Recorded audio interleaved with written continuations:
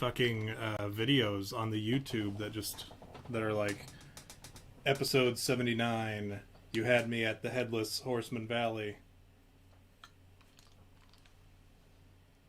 Mm-hmm. I wonder if I could break. Do you think I could break this with just one hand?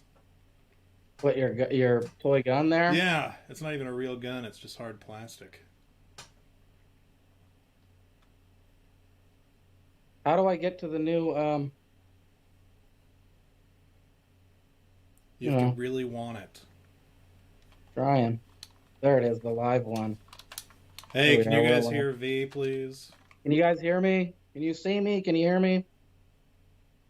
Looks like they're coming back in there, buddy. We got some loyal ass fans. All right, and Mike says he can hear us good now. We got V's video. We got my video. Not that anyone was looking for it. We'll see. There's V. We got. Hola. All right. Hey, I think we're ready to go. We're only 16 minutes behind schedule. Not that it matters. Not that we can't just. You know what? I actually finished my homework tonight, like right before I shut down, because I always shut it down about 8 o'clock, maybe a little bit before, just so that the computer has time to cool off before the show. Didn't do me any good today, obviously, but yeah, I did all my homework, and I thought I was gonna have to like hang up with you right after the show so I could do homework, but that's not the case. I got it all done. And you know what really pissed me off about the homework was I had to write like the reading, right? The reading, it was a lot of reading that we had to do, and then there were like 5 questions we had to answer, and they're just like short little 100, 200 word answers. And so that wasn't an issue, but the reading that you have to do in order to get to the answers that you're looking for or whatever, that's the problem. And like the last part or the last question is summarize this week's reading with 300 to 400 words. But then the reading itself was 30 some pages, and it was 70 some different subcategories within those 33 pages. And it was rules of like that you have to follow in the monastery as a monk, and just as a devout, pious Christian. And I thought, like 300 to 400 words isn't that many words. It's not that. It's like half a page, if even that. So they want you to summarize 33 pages, 73 rules of living in a monastery in 300 to 400 words, which is very difficult. And I realized at a certain point I was stressing out about it as it was about 7:30, and I was starting to stress out about it. Because you know me, I wait until the last possible minute, and then I operate best under that pressure. Go in all half-cocked and somehow still manage to pull through. You're the underdog. Yeah, quarter-cocked sometimes, actually. Quarter-cocked. What the hell? I just clicked on the link and it just said JRAB. Hi, everybody. Hi, Sharon. I was telling V earlier about how you recognize me as the star of the show, so I appreciate that, and I wanted to make that clear that I noticed that, and I appreciate it. Also, VS, thank you for the compliments about my beard. V, I know you had some stuff that you wanted to talk about. You had specifically, I know you were working on your impressions this week, right? You did the Queen last week, but then you were telling me how you like mastered the other members of the royal family. Did you want to do that? I guess I could. Yeah. All right. So you have what's the new lady, the one that married Prince Charles, right? Well, I don't remember their names. I can do their impressions. I don't remember their names. Well, I know you did the Queen. If you want to do the Queen real quick, and then we'll work our way from there. Guy Ritchie.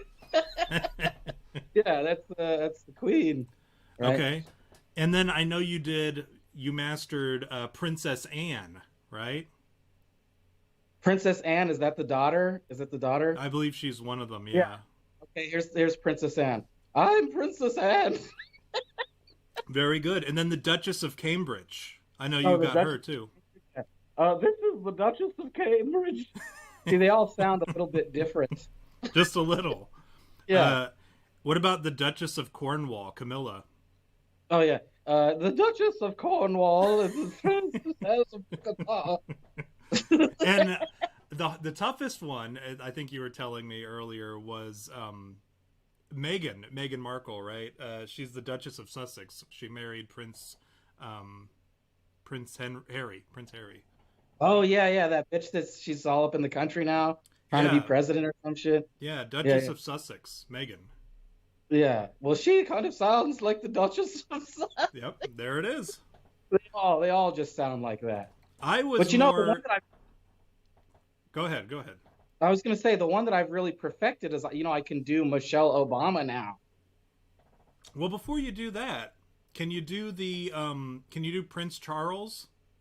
Oh yeah, no, I forgot. I totally forgot. I told you I could do it. Prince Charles sounds kind of like Okay, now I know you were excited about that's the. just how all the royal family sounds. Even if you marry into it, like Princess Diana. You know what? I can do hey, I can do an impression of Princess Diana actually. Oh, okay.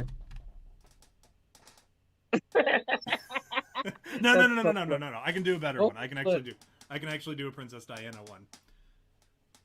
Ah! That's my Princess Diana. But go ahead. You can do a Michelle Obama, as I yeah, I've been understand. working. I actually watched a couple of things, and I was kind of like, I should really work on it so that I can like nail, Michelle Obama. So you ready? I can do it now. Yeah, I'm ready. This is Michelle Obama, and I'm married to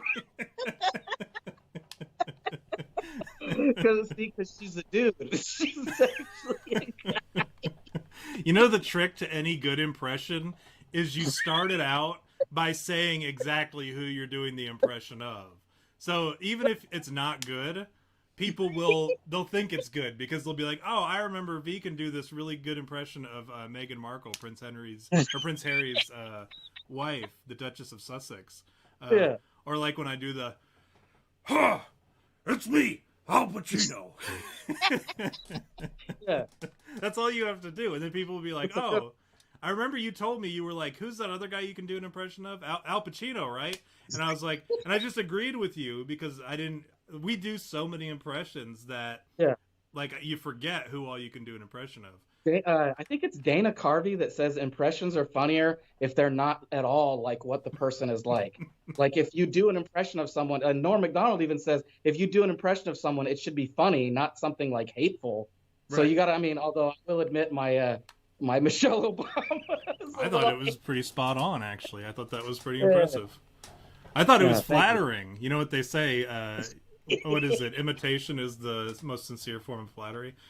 So when you do your uh, I'm Michelle Obama, and I have a big swinging ape dick.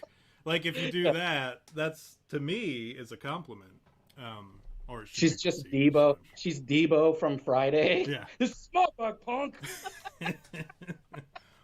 What up, Yeah. Craig? That's yeah. That's the worst part. Is like you could do an impression of Debo, just say that you're Michelle Obama, and I would buy it. And also I would laugh. And that's the problem with doing Michelle Obama impressions like that is like they're too close. I think it hits too close to reality for it to be funny. I don't want to hit home or anything. I actually had a question. I before we get into the meat and potatoes of our show, the M Files, new M Files episode tonight. Also, in case you guys forgot, we're doing the M Files series. But I had a question I've been thinking of. I saw this meme and I posted it in the Discord. For those of you that aren't in the Discord, be sure to check that out. Then go fuck This yourself because dude, you're not in the Discord. yeah.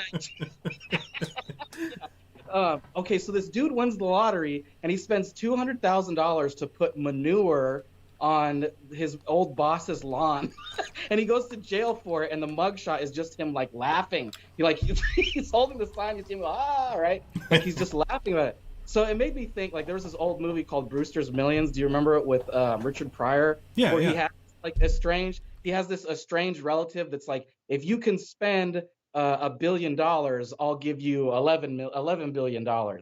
And so the whole movie is about him trying to spend this 11 billion in like a week or something, but he keeps like making money from all the things that he's doing too. So it got me thinking, right? If I put these two ideas together, right? Okay, so here's the hypothetical for you. Imagine you have like an estranged uncle, right? And he goes, I'm going to give you $11 billion, but to get that $11 billion, you have to take this $1 million and play a very elaborate prank on somebody, like something like huge that won't get you put in jail, right? But it will still be funny and everybody will see it and like the guy will be humiliated. What would you do? And there's where my question lies, right? What would you do as a prank with $1 million? Like to get this 11 billion, you've got to do this like epic prank, basically. Okay, I already have my answer, but I do need some clarification. All right. All right, Um, yeah, bylaws. The bylaws. yeah, I need to know what I stand to gain here. Well, everything. You've been putting it up your whole life. Don't put it in your pocket. There's be another quarter, which it is. The so No, you you said make the face. yeah. I just do it instinctively. Is the thing like that's automatic? I don't do it towards the camera necessarily. Yeah, My question is, you said how many 1 million? yeah, $1 million on a prank, and Okay, it's got to keep you out of jail. You can't go to jail for it. okay. Or not. Um, Okay, I'll allow jail, but like it has to be like you can't end up like life sentence or anything. Like you're doing a few days for like okay. vandalism. Oh yeah, okay. Um, I would. Uh, how long? Oh, and my other question is, how long do I have? Did you say to spend this money? Um, Like, I'll what give is you the I'll span? give you 2 years. I'll give you a long time. Oh, 2 years. Yeah, so you can plan. You can plan for a few years to do this. Like it's got to be good, so you got to have time, right? I would. Okay, so I wouldn't even need 2 years because what I was gonna do is depending on the amount that you gave me. I thought it was more. I misheard you.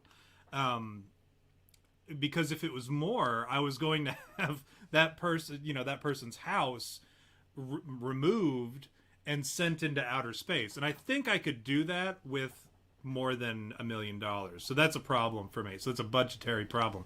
What I would do if I had $1 million and I had to embarrass somebody is now who am I embarrassing again? Whoever you hate the most. Whoever. The Okay. person, yeah, Okay. whoever you hate the most. Perfect. What I would do is I would establish a very like elaborate media presence. Like I would do a lot of like going around to all the various medias, and I would say, "Hey, this guy, Ryan Villalobos, is he's going to make a substantial donation to the children's hospital."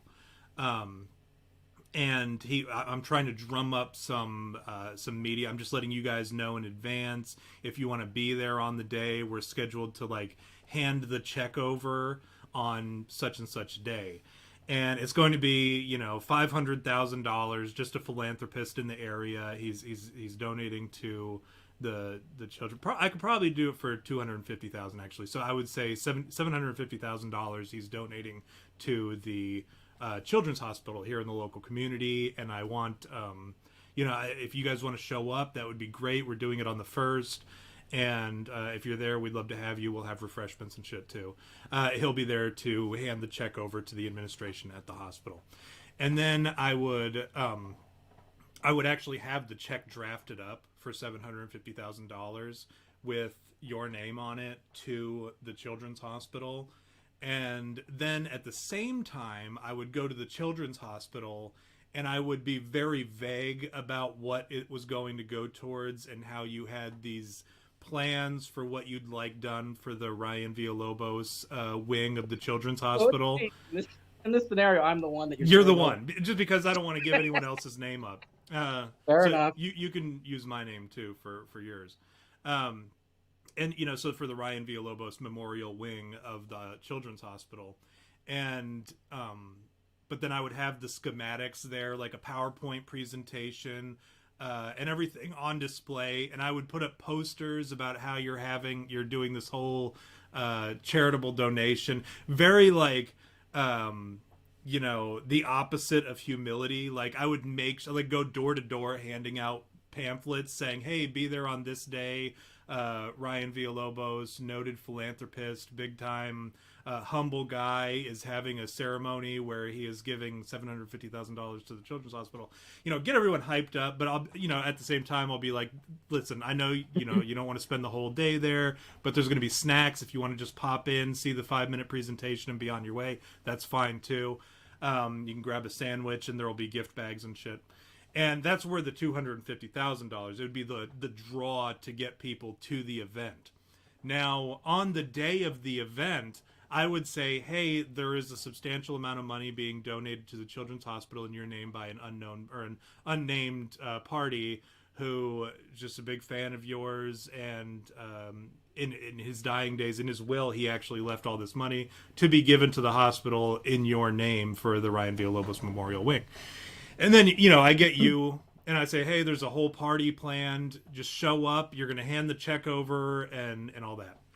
The hospital thinks you're donating just kind of generally, and they're going to get the kind of specifics, real basic specifics of what you'd like done with the hospital. But off the cuff, they're like, yeah, we agree to anything within reason for $750,000. Where and so then I prepare, and then I go into doing all the free shit, which is just preparing the PowerPoint presentation, in which I announce that the Ryan Villalobos Memorial Hospital Wing is actually the Ryan Villalobos Sexy Kids in Cancer Patients Wing of the hospital.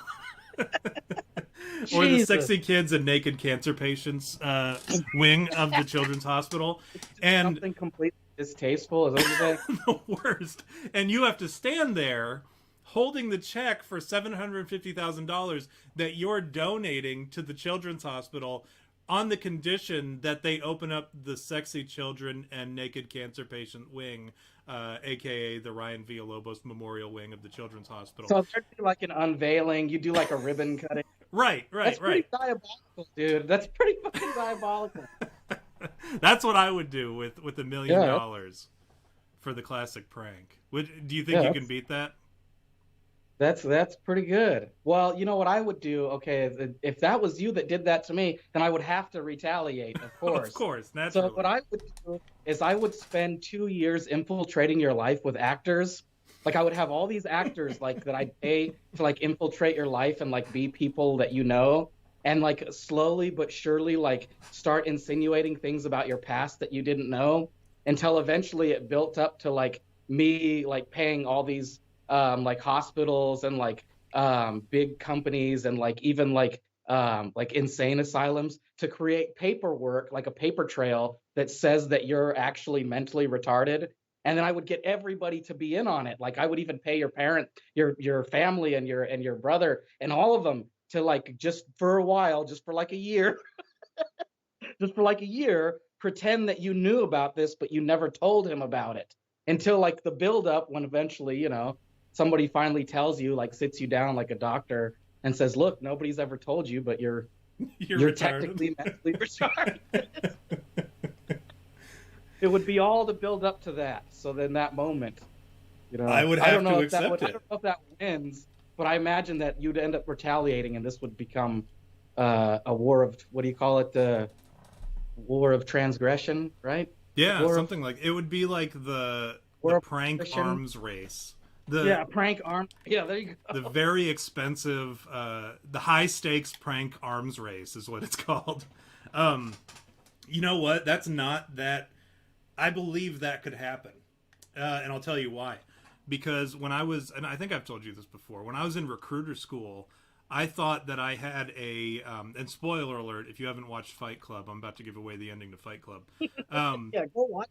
Yeah, it's too late. It's been like 20 years, 22, 23 as a matter of fact.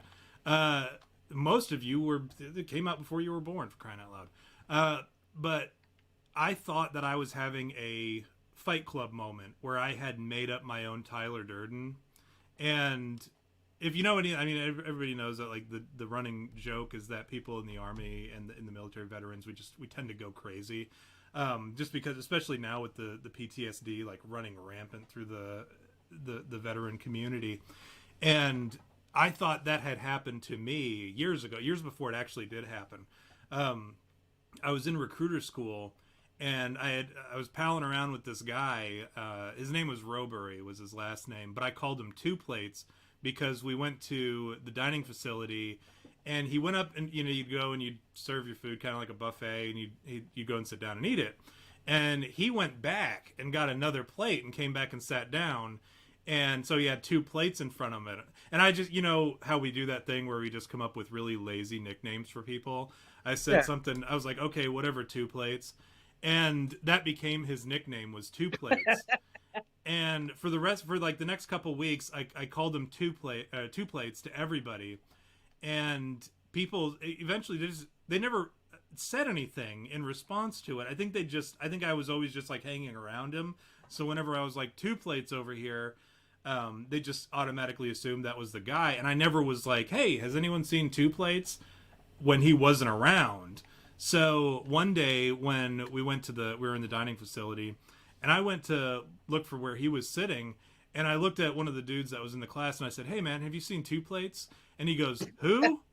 And I said, Two Plates. And he goes, I don't know who that is. And I said, fucking Robury. And he said, who's Robury? And like, at this point, we're like 3 or 4 weeks into the course. So him not knowing the dude's name kind of, and it might have been because I always called him Two Plates and then his actual name was Robury.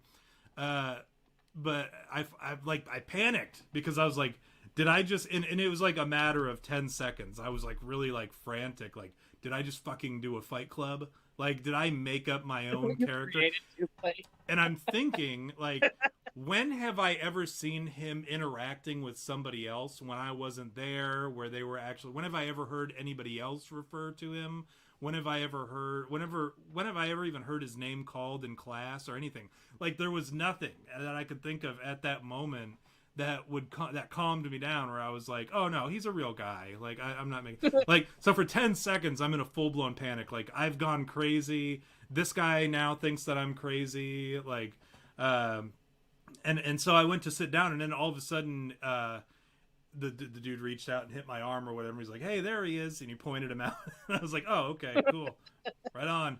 Like, totally relieved. So yeah, Two that Plates sounds like a name you'd give a persona too. Tommy Two Plates. Yeah. Like, it's like your alternate. That's what I would. Yeah, I would absolutely have a nickname of. I mean, Tyler Durden itself sounds like a fake name, and then you've got Two Plates. You've got who else? I mean, what other characters do we have? Squid. Yeah. Yeah, it's always got to be something silly. Like, it's never like a normal name, because then people can just mistake it. Like, did he just say such and such? And that's the problem with people. Like, people don't question stuff enough, and that's one of my big grievances about this whole conspiracy theory stuff. Is people have gotten to a position where they're just comfortable with weird shit happening, and they're like, that's normal or whatever, and we see it every day. But guys like us and the people who are watching, they question stuff, right? But your everyday average person doesn't really question stuff anymore. So when you say, hey, have you seen so-and-so? People just instinctively are quick to move away from conversations that they're just like, no, I don't know. What? And then just brush it off and they go away. Rather than being like, what the fuck are you talking about? Or like, for instance, this whole shooting this week, right? With the Arab guy that... Oh, want to talk about that? Are we talking about the... We can pivot to that. Over it. We can pivot to that. But, you've got people who like... You see this sort of thing happen. He was a white guy, right? Until all of a sudden they released his name, and his name was about as fucking Muslim as Muhammad himself. Yeah, Habib, Najud, Nasir, not gonna work here. Fawaz Abdul Jafar al Qaeda. His name was no less Arab than the fucking like a blurred together version of like the entire Middle East. And Cream, Sandbar, Halajunla, J-Rap. It was just like, if you look at it and you don't immediately think that it's a silly fake name, like we were just talking about, like you have to be like, I don't even know what to tell you. You're far beyond gone. But like we see this shooting, and everyone thought it was a white guy. Turns out it wasn't. Everyone had to retract their statements and all that shit, which was really funny too. because a lot of people were like betting their salaries, like, oh, I bet you it's a fucking white guy. Turns out it wasn't a white guy. But like, you can't tell me that all of a sudden these shootings are happening right when they're proposing gun control. Notice they fell right after there was nothing for a long time, right? No mass shootings except for the ones that happened in Chicago and LA and New York City and were perpetrated by black men, which were normal. I mean, those are the normal mass shootings that nobody talks about. We don't hear about these controversial mass shootings until someone proposes some kind of gun legislation in Congress that is going to ruffle feathers of guys like us who are like very anti-gun control. Then they all of a sudden unleash these shooters like the fucking velociraptors in Jurassic World, like, go, my pretties. And they send them out to go do their bidding and go shoot up a bunch of schools and grocery stores. Notice the places that people like, you think that you're safe, or you're like, the small town communities or the grocery stores or the schools. Do you think that when like the FBI like found this dude's like identity and like they were looking over his file, like one guy like passed the file to the other name and he goes, what is this guy's name? And they go, his name is Abdullah. And then he goes, well, what's his last name? And he goes, Taliban.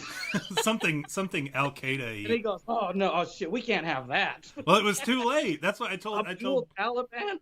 I told somebody the other day. I said they fucked up. They should have found another white guy. But they always send them to these places, and you'll never hear about the shootings that happen in like gang territories or like poor neighborhoods and places like that. You'll hear about the ones that are false flag events perpetrated by the CIA, orchestrated by the United States government, by white or white appearing people in places like grocery stores. You think you're safe. You take your family there, right? You think it's okay to go to a grocery store.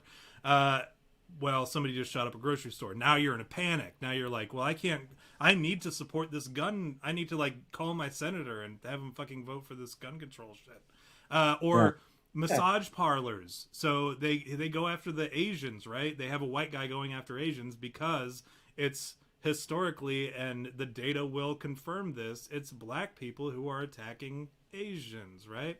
And so the whole argument that like all these people are attacking, there's this anti-Asian rhetoric, but then they looked at the data and they're like, oh, it's black people predominantly killing Asians and attacking Asians, and all these videos of black people attacking Asians. We need to have a white guy shoot up a bunch of Asians. Where do we do that? At a massage parlor, which to me is extremely fucking racist. So like the whole, it's like it took the opposite, when you virtue signal so hard that you do the opposite. So that's what's going on right now. And if you can't fucking see that, like, you should be asking questions about this. Like, you shouldn't just blindly accept, oh, there was a shooting, we need to ban guns. No, you need to like look at the shooting, and you don't need to like go super in depth. I mean, the shit is like right there in front of you. You see how the media pushes this automatic narrative, like, well, it's a white guy. Funny about the media that they go straight, like, that's, and we always advocate this always to the fans. Like, if you're watching the news, watch for what their focus is. Like, what's the important topic? Because that's the thing that they want to distract you with. That's what they're going, hey, this is what's important now, so forget about all that other page 9 shit, right? It's like, like Joe Biden trips on the stairs. Like, no, ignore that. That didn't happen. But, there's this other stuff, this racism going on, right? Like, we got to bring racism back because that gets everybody's attention quick, so whatever's going on, remember to ignore that because there's racism going on or whatever. But it doesn't fit their narrative because the guy's name is ISIS, Al Qaeda, fucking Taliban. I mean, like, what are they gonna do? Who was it in the chat? It was Jay Coop actually said Durka Durka Muhammad Jihad was the guy's name. That's pretty much it. But yeah, and that's the other thing too. Like V said just now about look at what they're trying to distract you from. Yeah, Joe Biden totally fucked up. Like, he's just like a constant he's like Mr. Magoo. He's just constantly fucking up, and like in a silly way. Not even like it's almost like it's like the most slapstick president we've ever had. And but he trips and falls.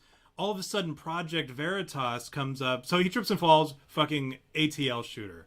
All of a sudden Project Veritas releases that information, the videos and pictures from the border, where Biden himself has the kids in the cages that he built under the Obama administration. And then the new ones that they built to face the surge, and they're still at 700% capacity. So they don't even have enough room for the surge with the newly found cages that they built on top of the original cages that they built. And so Project Veritas gets their hands on the pictures and the video, and they actually go there and they witness all this stuff firsthand. And and then all of a sudden there's a shooting in Boulder. Not to mention, when this sort of thing happens, you should also look at what's on Congress's slate for the next bills that are being proposed, because those are the things, when they do some kind of like some stuff that you're like, wow, that is a fucking weird thing. That is a weird move. That's a weird situation that's happening right now. Why is this in front of me? It's and like then that safe plan that just came out. You're making a really valid point, because that whole, like, the stimulus package, right? The third stimulus package, Joe Biden is all saying, we got out all this money to so-and-so, and nobody above 90K got extra money. Well, I think that's bullshit. I believe, in fact, I challenge you, the whatever that entire bill, I challenge you to read it all and find something, because I guarantee you there's somebody above 90K profiting from it. I guarantee you. But Biden is denying it on TV because somebody told nobody will ever read that long-ass fucking bill. I assure you, you can go say that. You can say whatever you want. Or he says it and he doesn't realize it. The guy's a fucking noob anyways. plagiarizing old fucking coot. And he's so lazy about it. You know what? I wouldn't even like be that mad at him if he wasn't so lazy about it. Because if he's lazy about this sort of stuff, like, imagine what national security shit he's being lazy about. And, like, for instance, he got caught multiple times plagiarizing, like you said. But then also, like, we even saw he was taking credit for the vaccine rollout. He was like, the vaccine wasn't even available until we came in. And I was like, I'm not getting the vaccine. He's blaming the border crisis on Trump. Like, that's his fault. But, like, it was, the vaccine was there. The people started rushing over after you became president. Certainly after you were elected. These are people, like, when they exit poll these fucking immigrants, they're like, why did you come? And they said, well, because Joe Biden is in charge now and we can get away with it, basically. Yeah. So, like, how are you going to sit here and tell us one thing? It's not 1940s, right? Where you can get away with kind of like pulling the wool over people's eyes, and people are just like, well, I have no choice but to believe it because it's on the fucking radio. Now we have instant fact checking. We have availability to all this data. We have basically everything that he has at his disposal. So how are you going to try to fool us? Like, it's almost like he thinks that it is still the 70s, back when he was a senator. It's almost like he still thinks that it's that time where he can be kind of shady. He can be disgenuine or whatever.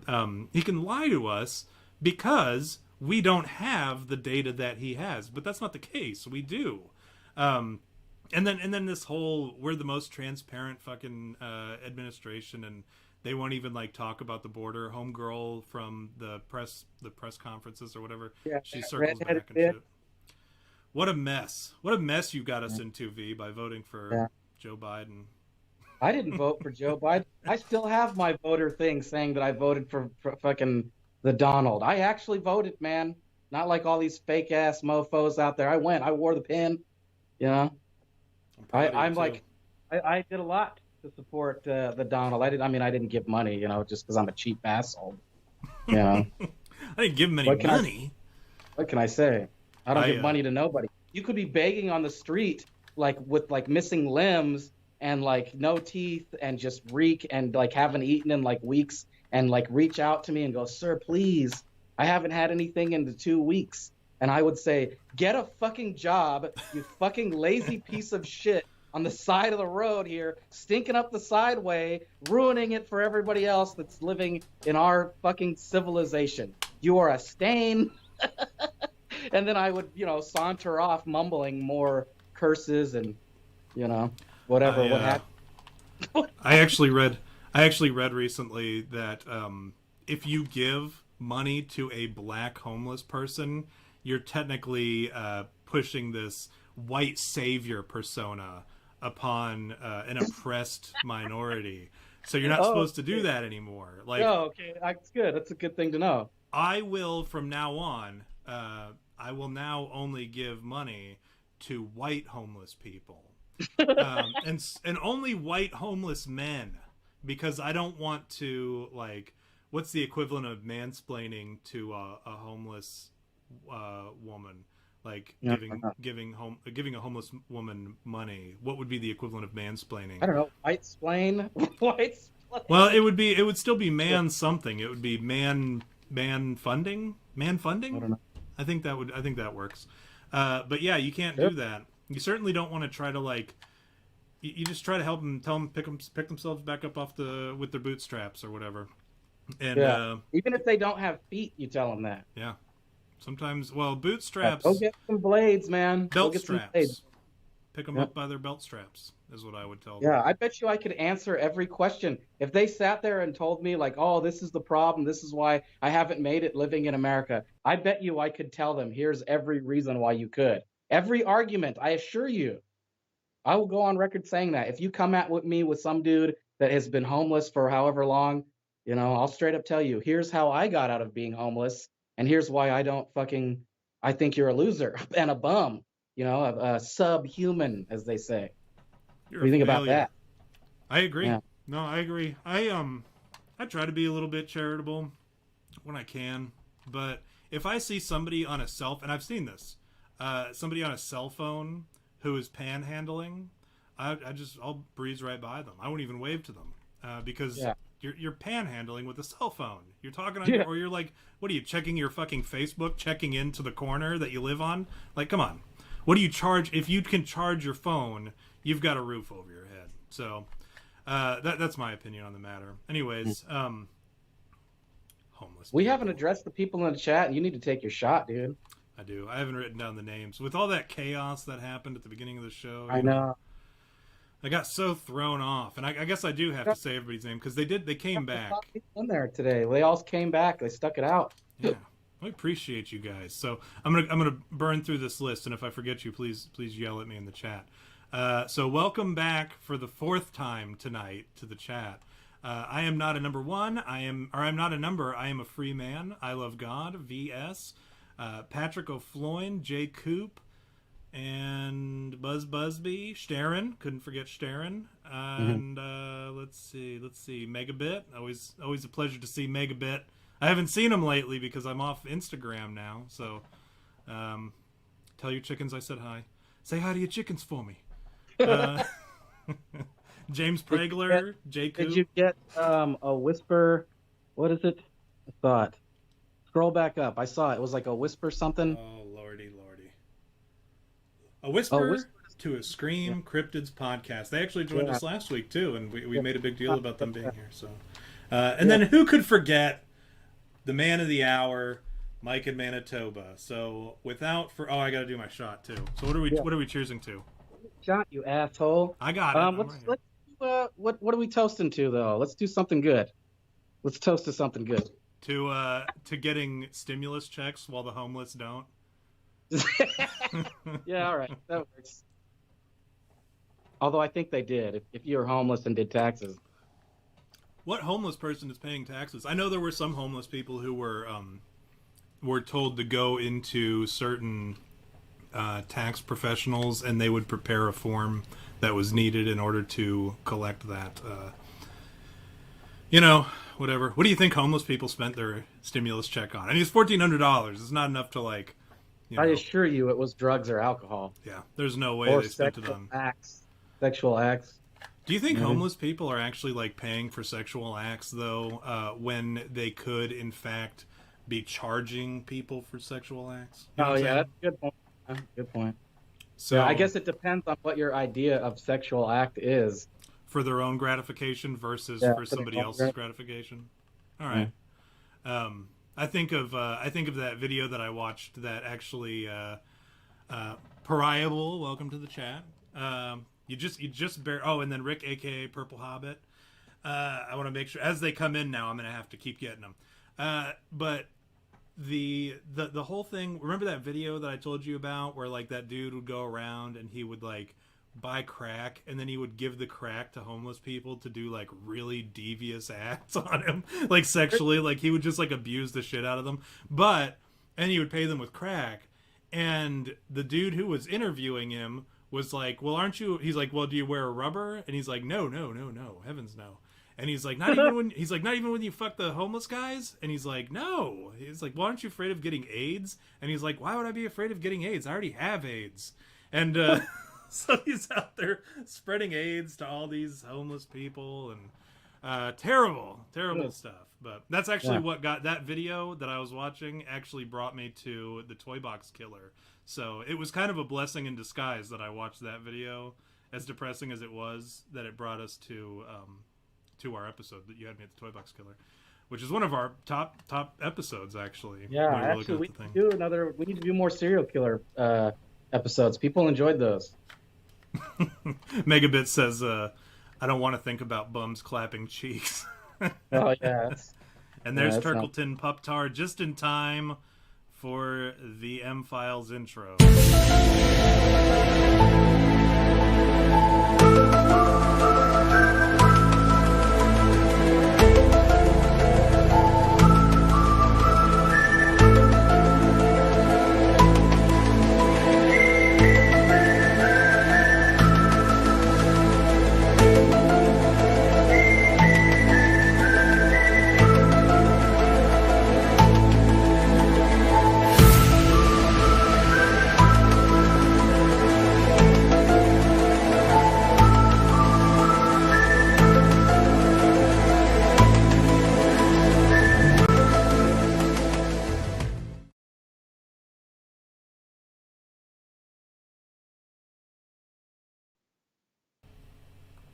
And then he bounced. He absconded is the word. Absconded to Russia. Yeah. So, but yeah. So this week, what are we talking about this week, V? While you're coughing. Well, I'm a little unfamiliar with the topic, actually. It was just based on what you told me. I love the title that we talked about because I think it would be really good for a movie. The Valley of the Headless Men. I love that title. Like, it sounds like a movie. Like, I would watch that. Like, you tell me there's a movie coming out called The Valley of the Headless Men, and it's starring Gerard Butler, and I'd go, I'll watch it. I don't know. I need to know what it's about. I'll watch that shit. It sounds fucking amazing. And then it ends up being a romantic comedy about Sleepy Hollow or something. Like a gay, it's a gay romantic comedy about Sleepy Hollow. A show about Sleepy Hollow, that gay shit. No, it's the gay romantic comedy set in Sleepy Hollow, where Ichabod Crane is a homosexual in pursuit of the elusive headless homosexual man. Headless homosexual man. What? Yeah. That doesn't sound right. So there's gays involved in our case this week? No. But I did think no, not at all. It's not even about Sleepy Hollow. This isn't some gay shit. No gay stuff today. No more than usual. No more than. I do want to say this. Turtleton Puptar says he said bum fights when we were talking about bums having sex, and I was trying to, like, you know how I like to just change words around. We do this all the time where you just throw a different word in, kind of like what we do with the Cumberbund Mumble Patch, where we just like throw in different words, but then that still apply. And when I was thinking about it, it hit me. Instead of bum fights, where I don't know if you remember that series where they would like pay bums. I remember it. Okay, but for the sake of anybody who hasn't watched bum fights, they would pay bums to literally fight, and they would videotape it. I mean, this was like early internet years, right? So I mean, like, you would still get it on a VHS and then a DVD midway through the series. But bum fights, except for it's bums that you pay to have sex with each other, and you call it bum fucks.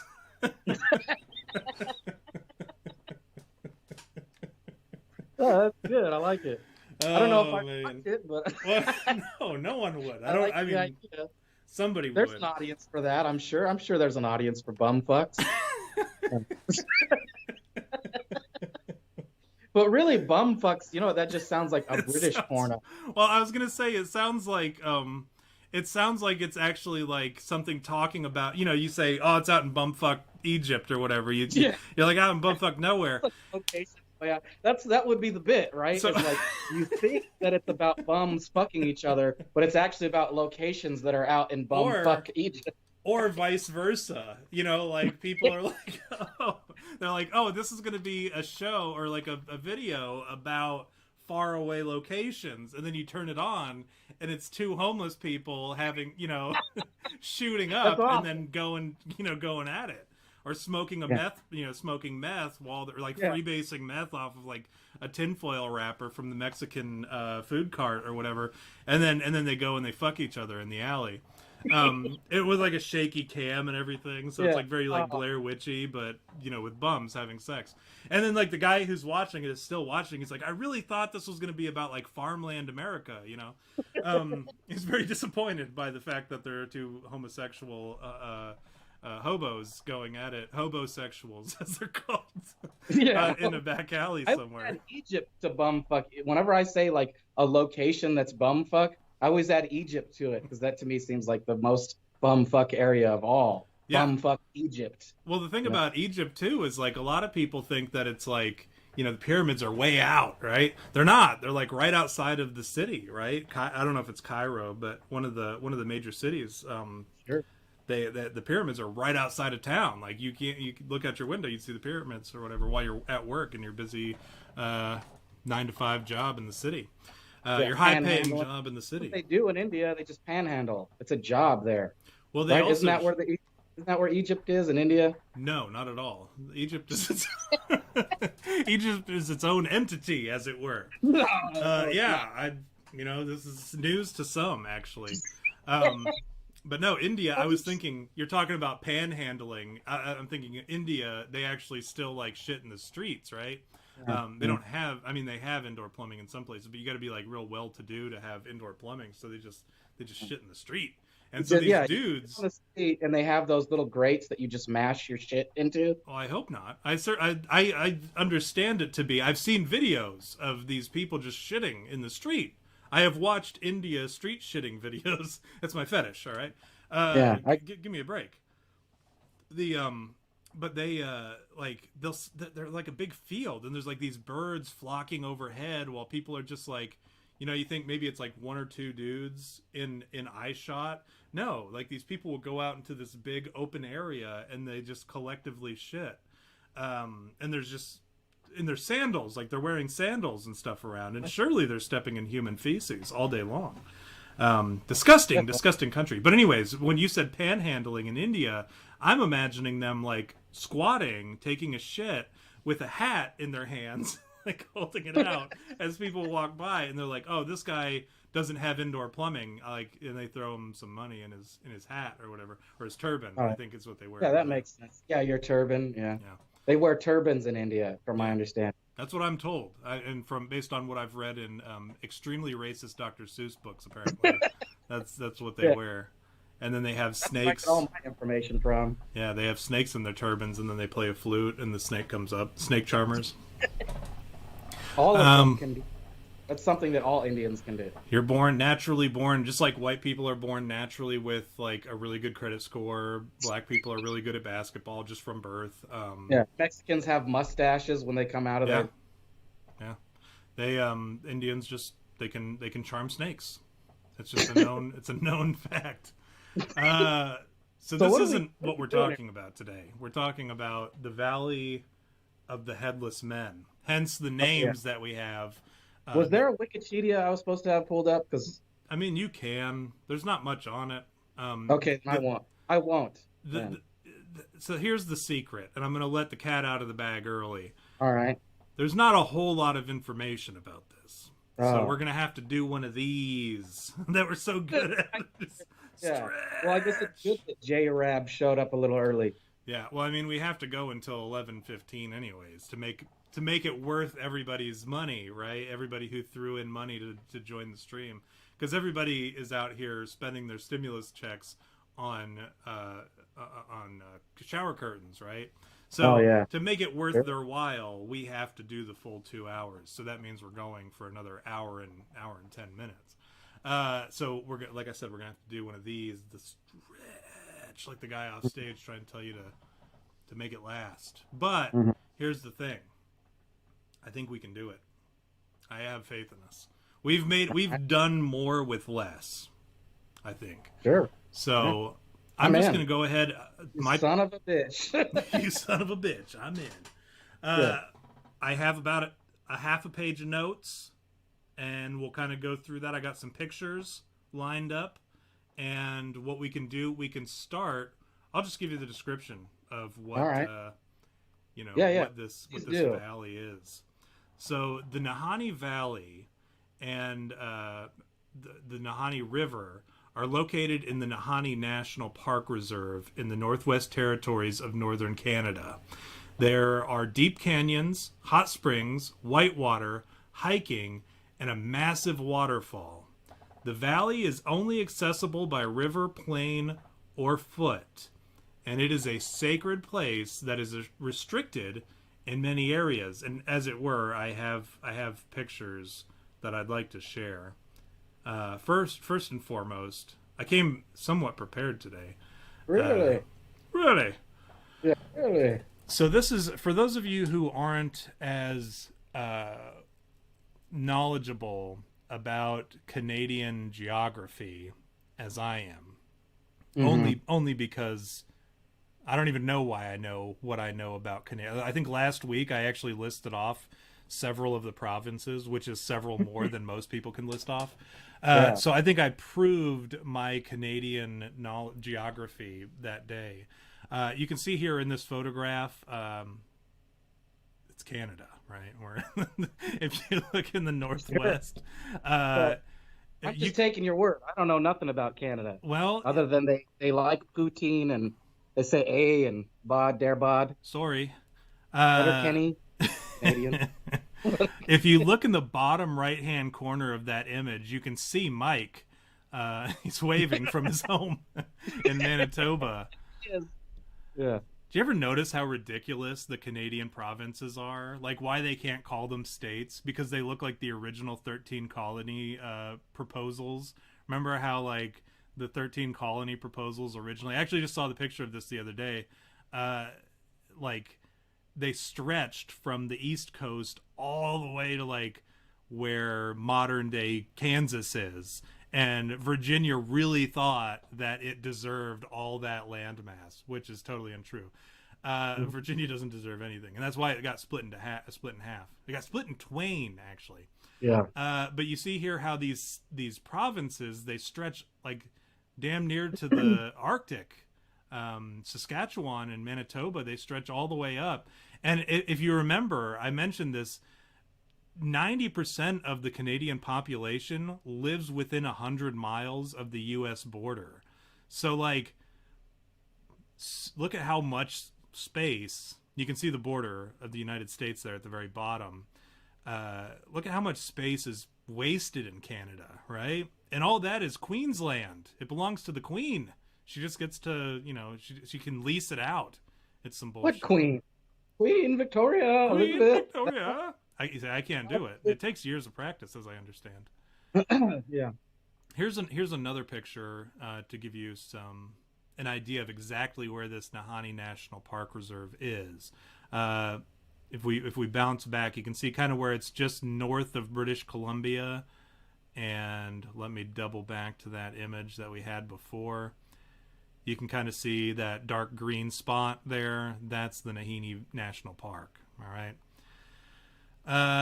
But it's a pretty big landmass, actually. And then we've got one last picture here. This is kind of an idea. You can see this river. See, Mike says he's right on the bottom right corner, up half an inch, and which would further confirm what I was saying earlier about 90% of the Canadian population lives within 100 miles of the border. But right here you can see this river that runs right through it, and this is the national park. Just to kind of give you an idea of what we're going to be looking at here. Here are some pictures of the actual valley Ah, itself. I was hoping there'd be better visual. Oh yeah, I failed land nav, so I don't. When I look at map, I just get confused. I'm like, what is this? yeah. What are you showing me here? That was This page. more for just kind of like a glance. I spent more time on it than I would have liked to, but like I said, we gotta stretch. Yeah, sure. Uh, I got you. I dig. Yeah. but let me ask you a series of questions about this image, this one particular image. Let's see how long we can make it last. What are those on the left? Oh well, I'm glad you asked. But no, I thought these were really cool pictures because I think it's such a beautiful like area just to look at, and this will hopefully give you a good idea of the sort of stuff as we go into it, and you can kind of see the difference in the terrain. This here that we're looking at is the Valley of the Headless Men. Yes. Yes, there's a river that runs right through it. The valley also runs right through this national preserve. They actually, you know what they call this? They called this the Canadian Grand Canyon.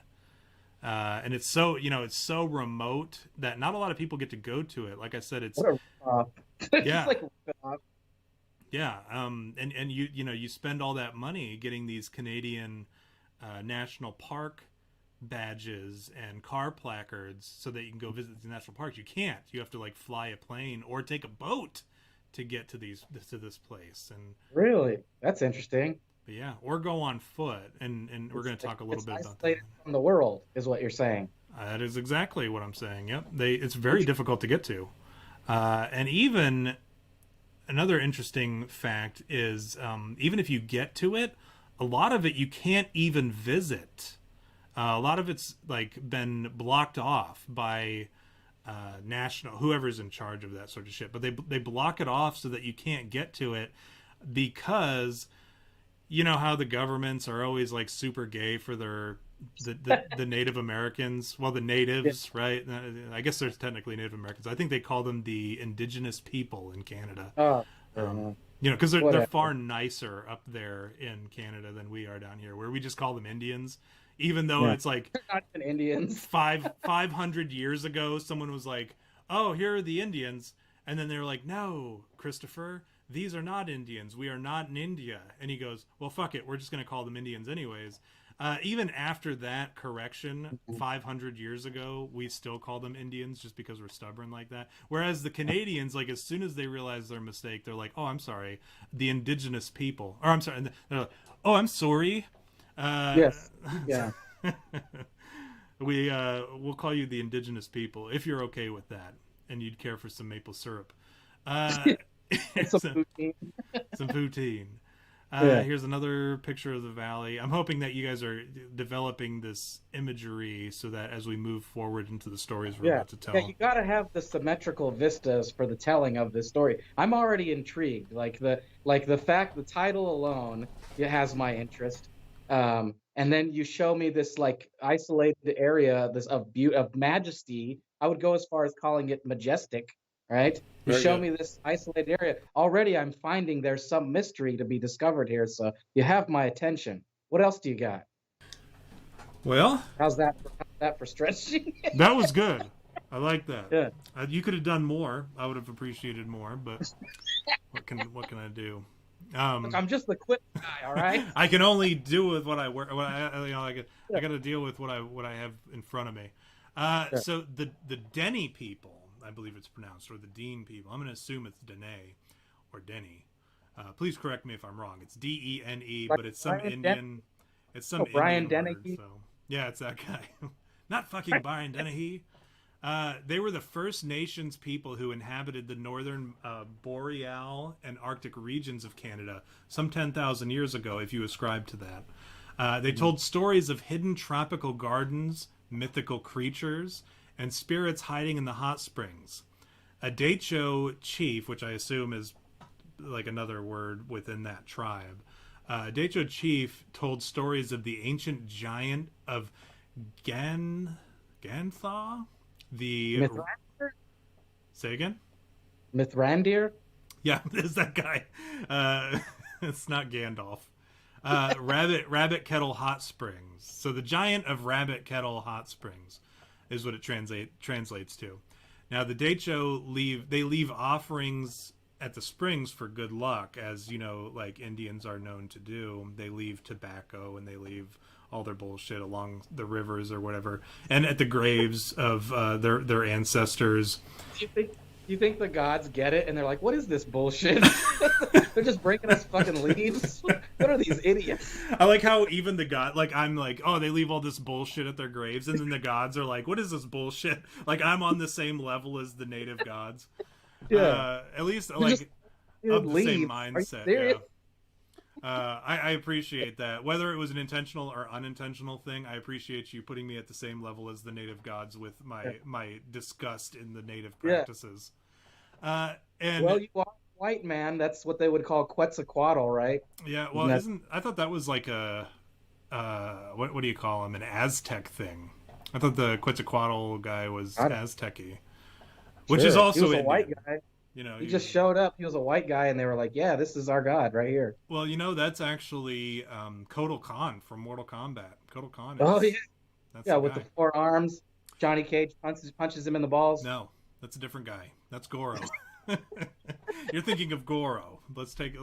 Now you're thinking of Shao Kahn. So here's the thing with Mortal Kombat. I don't know how up to date everybody is on Mortal Kombat, because that was the thing that was cool when we were in like middle school, and then it's kept going like nonstop since then. What a lot of people don't realize is that Mortal Kombat of Midway switched to this new studio called Shadow Realms, and with Shadow Realms they decided to just wipe clean all the Midway Mortal Kombat lore. They just got rid of it. So all of our favorite characters and their backstories, like Scorpion, Sonya, Kano, did I say Sub-Zero? And then Goro, even Shao Kahn. Who was the cop? Zangief. No, that's from That's from Tekken. M. Bison. that's you're thinking of Tekken. I'm excited for.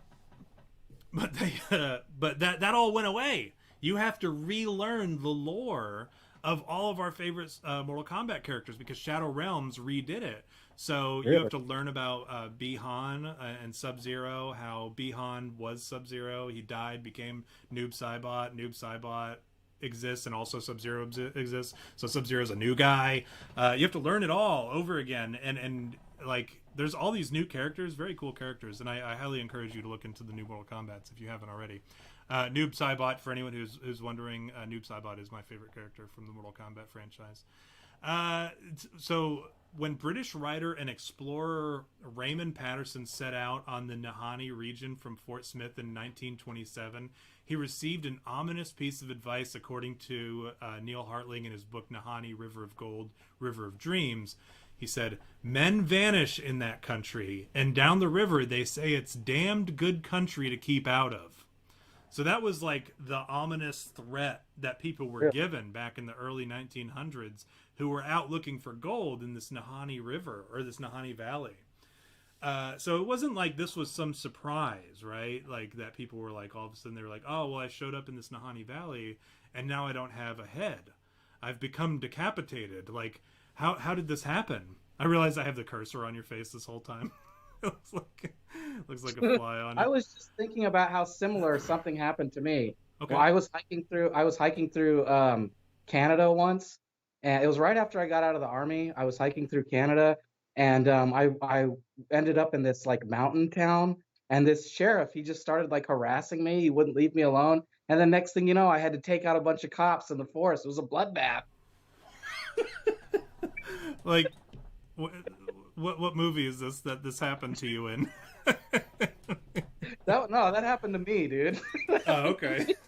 I was thinking, are we talking about Walking Tall, starring Dwayne Johnson, who looks an awful lot like The Rock, and I'm just gonna put that out there.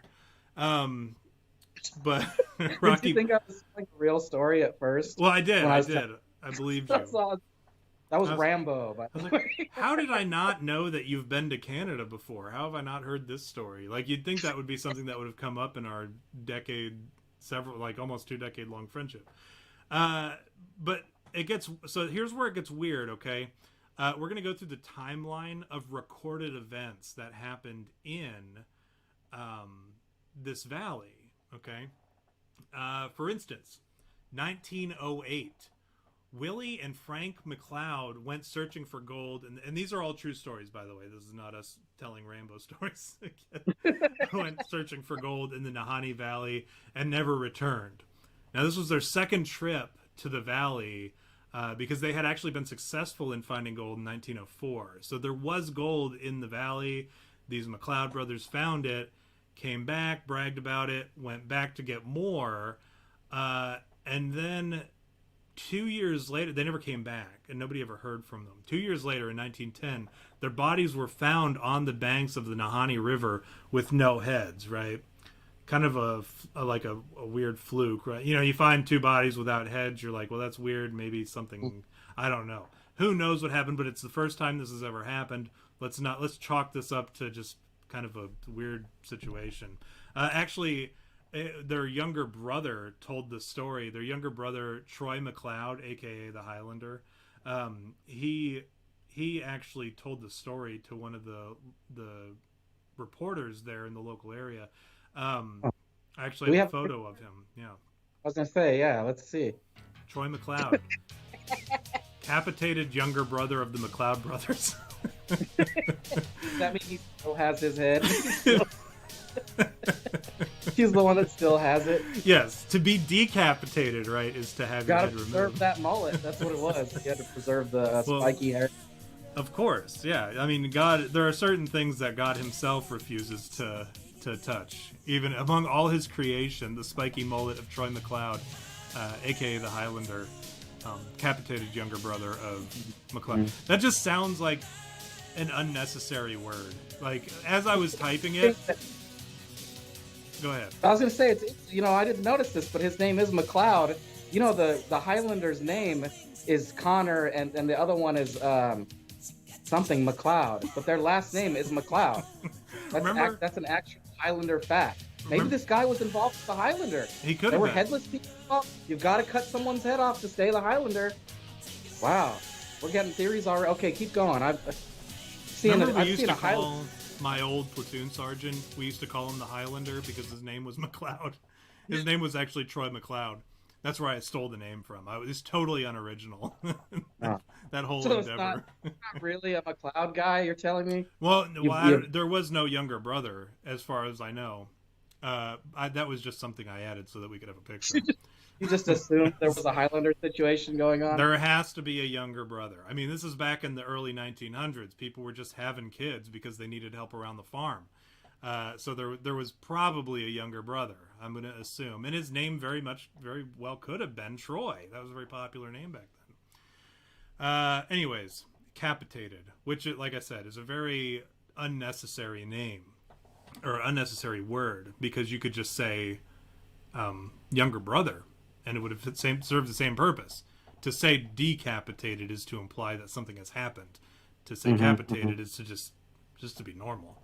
A cis head. Remember when like the trannies were saying that they were calling people cis because they refused to call people normal because that's what we are.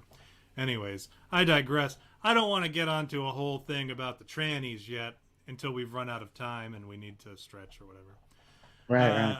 So, and then in 1919, this is some 9 years later, Martin Jorgensen went searching for gold in the Nahanni Valley.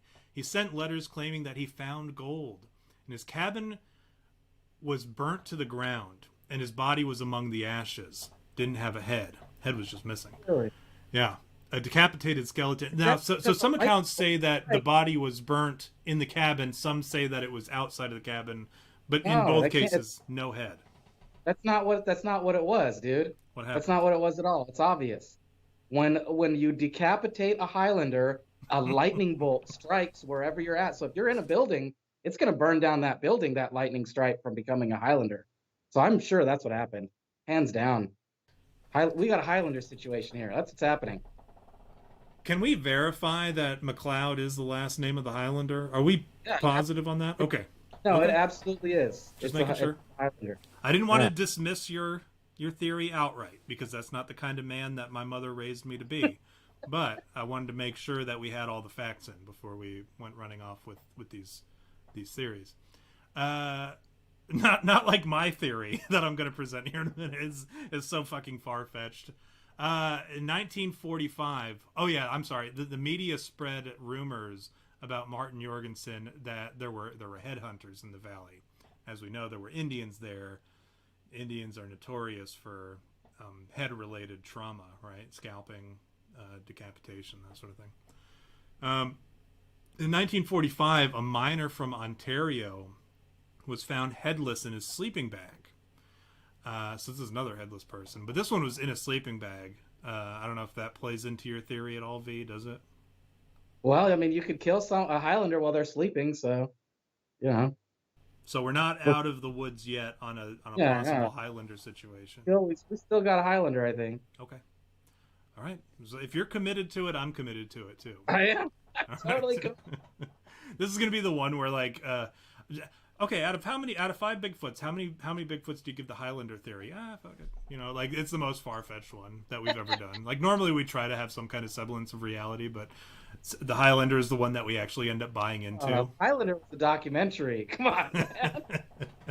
You don't just become the Highlander. You have to be born the Highlander. And then the Royal Canadian Mounted Police. How does the song go for Men and Stimpy? Do you remember? We're the Kilted Yaxmen. It's the Kilted Yaxmen. It's not the. Oh, I don't remember. I remember Happy Happy Joy Joy and it's a pretty good one. The log. Everyone wants a log, right? I remember those. It's gonna come to me, and I'm gonna sing it for everybody here in a little bit. And the horse guy, no sir, I don't like it. No sir, I don't like it. They have the Royal Canadian Kilted Yaxmen have described similar deaths over the years, and there's been a series of plane crashes in the park which actually gave the mountains the name the Funeral Range, and as well as a length of river which is called the Hell's Gate Rapids. All right, so these are like, there's something going on here. All right, there's no denying that. You know, you have the Kilted Yaxmen confirming it. You've got a history of headless people showing up, washing up on the shores, or in their sleeping bags, or in their house, but they're without heads in this valley with natives that is very difficult to get to. Not either by foot, by plane. A lot of these guys were getting there by foot or by boat, probably back then, to go find gold. And there's gold there, right? So that's an appeal. A lot of things to consider. Maybe these natives realize like the value of gold for maybe another reason, maybe for creating their idols. But then there's also these like blocked off areas where you can't go because the government deems that they are sacred, right? So I don't know. There's a lot to factor in here. You're and I telling think me there's sacred areas in Canada that you can't go to? Yeah, there are indeed. That's ridiculous. Well, say that to the Dene the faces of the Dene people, all right? Tell them that their sacred areas are ridiculous. Yeah. Would you? Listen to Brian Dennehy. I've seen your movies and they suck. And I think your sacred areas out there in the Canadian areas, that's weak sauce. Your sacred areas are stupid. And we need to get our search to cover every outhouse, storehouse and whatever house, whorehouse, and find the Highlander because he's out there decapitating people. And all you got this sacred land. Somebody get Tommy Lee Jones on the horn and head this up. What do you think? What is Tommy Lee Jones's connection to this? Is it because he's True Grit? No, Tommy Lee Jones. He was the guy in The Fugitive. Remember, he hunted down the fugitive. So you got to have him. You're thinking of Ray Harrison, or what's his name? Harrison Ford. Harrison Ford. He was the fugitive. Tommy Lee Jones was the U.S. Marshal. No. Now that I think about it, I think the one that you're referring to, his name is Javier not Bodem. Javier, what the hell's his name? The guy with the funky haircut in No Country? Yeah, Javier Bardem. Antoine Chigurh. That's who you're thinking Antoine Chigurh. I think that's who it is. I think that's who's up there killing. I think it's Anton Chigurh up in the mountains. I'll sign on to your getting Tommy Lee Jones on this case if you acknowledge the possibility, in fact, the probability that it's Anton Chigurh that's up there. Anton Chigurh used the cow thing to kill people. Maybe he just did it a lot of times. We're talking about decapitations here. Maybe So he it had just to did be it somebody who was several. getting rid of the heads. What happened to the heads, right? Do we have any idea what happened to these heads? No, that's what I'm saying. Is if he used the cattle, it's not a cattle prod. It's No, yeah. it's whatever the hell it's called, the air pressure It's gun. like an air gun. It Yeah, shoots like air through them. it's yeah. Kills If he used that enough times, you could completely obliterate a head, right? Guess so, yeah. Take some time, and the head might look like a Time. strawberry by the time Yeah. it's done. I don't know. I Yeah. think that's a possibility. If we're moving to enlist the help of Tommy Lee Jones, I don't want to waste his time. We'll bring him on to hunt the fugitive, whether it be Harrison Ford, the Highlander, or Anton Chigurh. Can we at least agree on that? All right, I'll humor your theory for the sake of the rest of the show, but I'm telling you, it's probably a Highlander. All right. What if Anton Chigurh is the Highlander? Would you accept that possibility? Yeah. Can you All right. imagine Anton Chigurh, Highlander? How difficult would he be to kill? He was already very difficult to kill. Yeah, he's just all. What do they say when they say there can be only one, and then he goes. You know, That's not what he that- says. He says he does. There can be only one, and then no. He says there can be only one, and then he goes, and then Woody Harrelson says, compared to what? The bubonic plague. yeah. This has just turned into a whole a series of movie quotes from the wrong movies. So what else on this headless stuff? I'm going to be What honest. else? We don't know anything else about it. So really, we're at the point already. So we can where just throw half-cocked theories all over the place here. We're at That's what this you're saying? point. Yeah, we're at this We can point. just. What do We're you think swinging happened? Dixit. So what information do we? Let's go over. Let's recap. What information do we have that we can determine what happened based on our own theories? Well, what do we know? We know that it happened in Canada. Mm-hmm. We know Yeah. that Poutine and we know that Poutine is involved. No, we know that there were 4 named deaths, right? We got the 2 brothers. We've got the guy who burnt in his cabin, and then we've got the guy who died in his sleeping bag, which to me sounds more like a Friday the 13th scenario, but I'm not going to introduce that possibility quite yet. Then we know that planes have gone down because they crashed into this mountain side, and they've named it the Funeral Ridge, right? And then we've got Hell's Gate Rapids. I don't know why they call it that. I assume there's a reason why. And then we've got these cordoned off areas that are supposedly so sacred that you can't even go in them. And then we've got native tribes that live up there for 10,000 years. And we've got people turning up without heads. Everybody who has died and has been recovered, and even the Canadian kilted Yaxmen have confirmed that bodies have turned up without heads. So we're looking at whoever is killing these things, whoever or whatever is killing these things, takes the heads, or at least removes the heads and relocates them. That's what we know. so what's your working theory? Let's all jokes aside. What's your working theory here? What do you think happened? I'll tell you, a lot of people think that it's there's a lot of conspiracy theorists who believe that it's primarily that it's cryptids, right?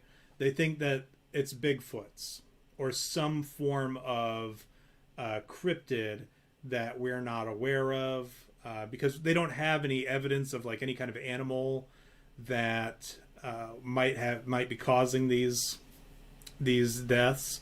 They don't have any working theories. You know, the people who are able to investigate this sort of thing. So whoever it is or whatever it is very good at covering its tracks. Now we know that a Bigfoot is pretty good at covering its tracks, right? I mean, they've been able to elude us for all these years. So Bigfoot is a top contender. And I'll tell you, one of the ones that people often talk about in the conspiracy community is the Amphasonidae. It's some kind of like mix between a lion and a bear, or a dog and a bear. And this is an animal that died off, you know, Jesus. however many years ago, as far as we know. But some people think that that's the animal that it is. So between Bigfoot and this animal, I actually have another image The here. fucking hellhound. Yeah. Yeah, you can see here, it's the one on the left here. This is what they believe it looks like, kind of like a dog bear mix. And also, I have another photo of an artist's rendition of what they think it might look like. The I think it might be The a man bear bear pig. He's half Yeah, man, good one. half bear pig. Uh, but that's one theory. The Amphasonidae. We're not one of those shows that actually does the research and determines how to pronounce words properly. But that's one theory. Is that another is the Bigfoot? I think Bigfoot. The more I looked at those pictures, and I might pull them up again here real quick so that you can kind of appreciate it the same way that I do. I look at these pictures, and you look down there at the river. That's boating water, right? Like so if you're gonna have to boat in that water. It's a pretty big river, right? At least wide and pretty deep. So the sort of animal that could freely roam in that valley, there's a lot of them. There's a lot of animals that could comfortably live in that sort of valley. Now, what I was thinking, and this is where my mind went straight to, and I often trust my gut when it comes to these things, no matter how absurd. My first thought was giants. All right. And I didn't have anything to back it up other than the size of this valley here, and then also the missing heads. I thought removing a head, right? That's a sign of dominance.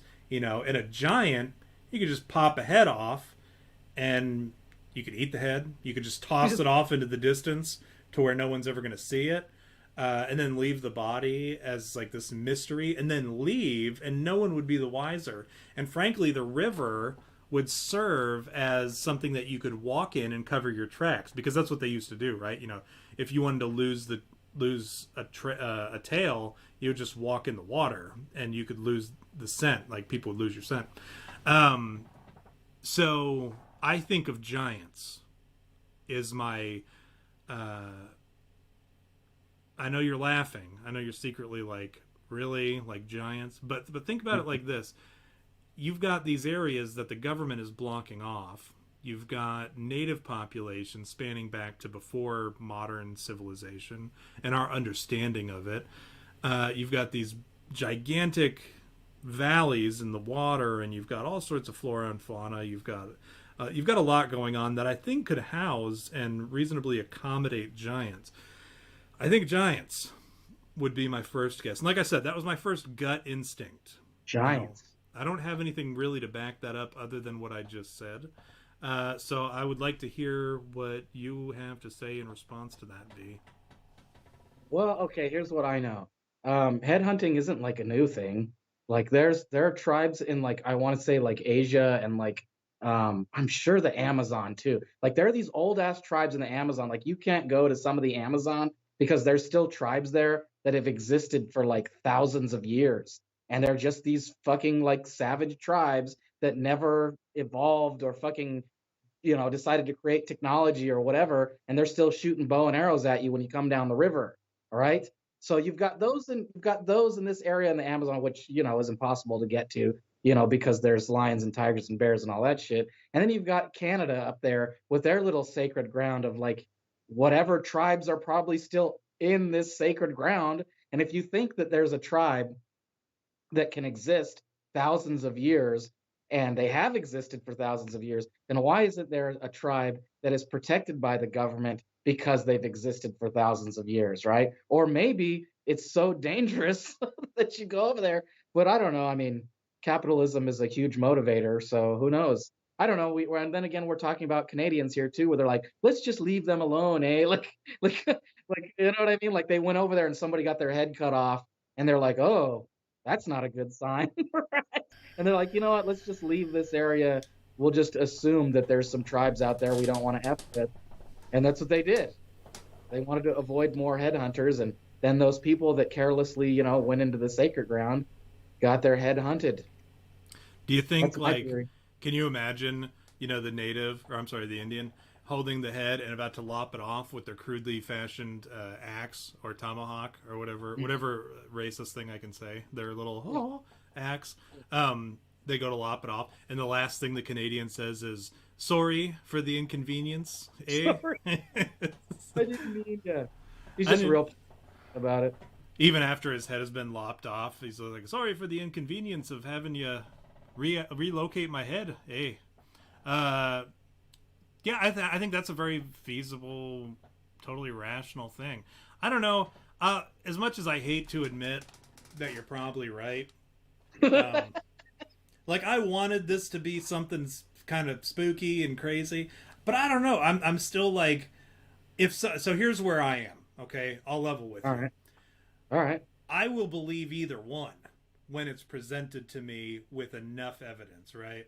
Like, if the government, first of all, if the government, especially my government or the Canadian government, ever came to me and said, "Hey, this is how it went down, and here's the evidence," and presented it to me, I would comb through it as carefully as possible, looking for any uncrossed T or undotted I that I could dismiss it as just all bullshit. Because I just don't believe I don't believe our governments. I'm quicker to believe the Mexican government because they're just like, yeah, we're corrupt. Whereas our government is like, no, we're friends here, But then they'll go right behind your back and say that they invented the fucking COVID vaccine or whatever during their administration last month. So I would prefer somebody be honest to my face and me not like it than somebody who will sugarcoat shit to my face and then behind my back be like, I totally got him. So I would, if whatever evidence is presented to me, if I got it all and I couldn't find anything wrong with it, I would believe it. Just because either one is equally as possible to me. This is kind of like the Schrodinger's conspiracy for me. Right. Because I'll believe they're both true as far as I'm concerned. It's either totally fucking crazy giants, Bigfoots, Jason Voorhees kind of like level of weird, or it's just headhunting Indians who don't like people intruding on their sacred grounds where they worship, the sand god and the river god or whatever, or the mountain god, who I'm sure all live there, according to their tribal history, that they've just never bothered to go and visit because, for whatever reason, because it's sacred and because it's blocked off, and that's why it's blocked off, because it's so fucking sacred and the gods live there. That could possibly also be the case, and these people went looking for gold. The Indians showed up, shot them, and then hacked off their heads to take the head with the arrow in it, and they brought the head back and put it up on a post, or they put it in the sacred areas where you're not supposed to go. Anyways, it could be either one of those, and I think I'm just as likely to believe either one, and for me they're both true until I observe it, right? And then once I observe it, then I know whether the cat is dead or alive. I'll be able to, at that point I'm like, okay, got it, I'm good with that. But I think until that time, I'm almost at like a Bigfoot situation where I'm like, it's fucking something boring like the Indians, or it's something exciting like the giants. That's funny. This week, last week I shit all over Mike's topic, and this week now you're shitting on it. Well, like, I'm not even. It's like some whack shit. I'm shitting on the Indians, all right?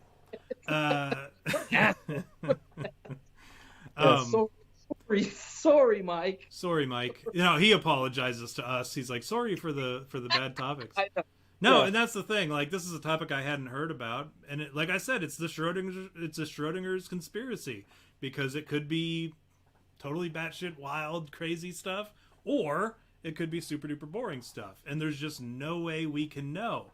Now, here's my argument for totally crazy conspiracy stuff. We know that the government is just like, they'll let really crazy shit out because they know people won't believe it, right? And then they like purposely kind of like allow certain people to have that information, like the really crazy guys like us, to have that information because they're like, nobody's gonna believe these two assholes.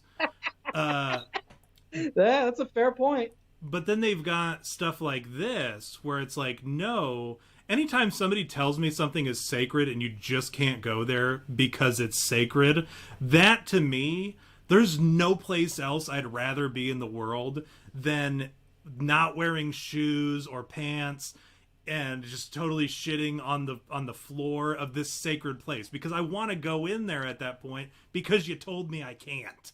And so now that they've said, no, you can't do it, now I'm like, there's something there. Just like Area 51, which I think is also kind of like, it's one of those situations where at one time it did house something really interesting, but now it doesn't because they moved that away from there. So I think people just like, you're not allowed to go there just because they're trying to distract you. The longer they can distract you from that, the less likely you are to look at the real thing, which is Area 52 or whatever, wherever the shit is now.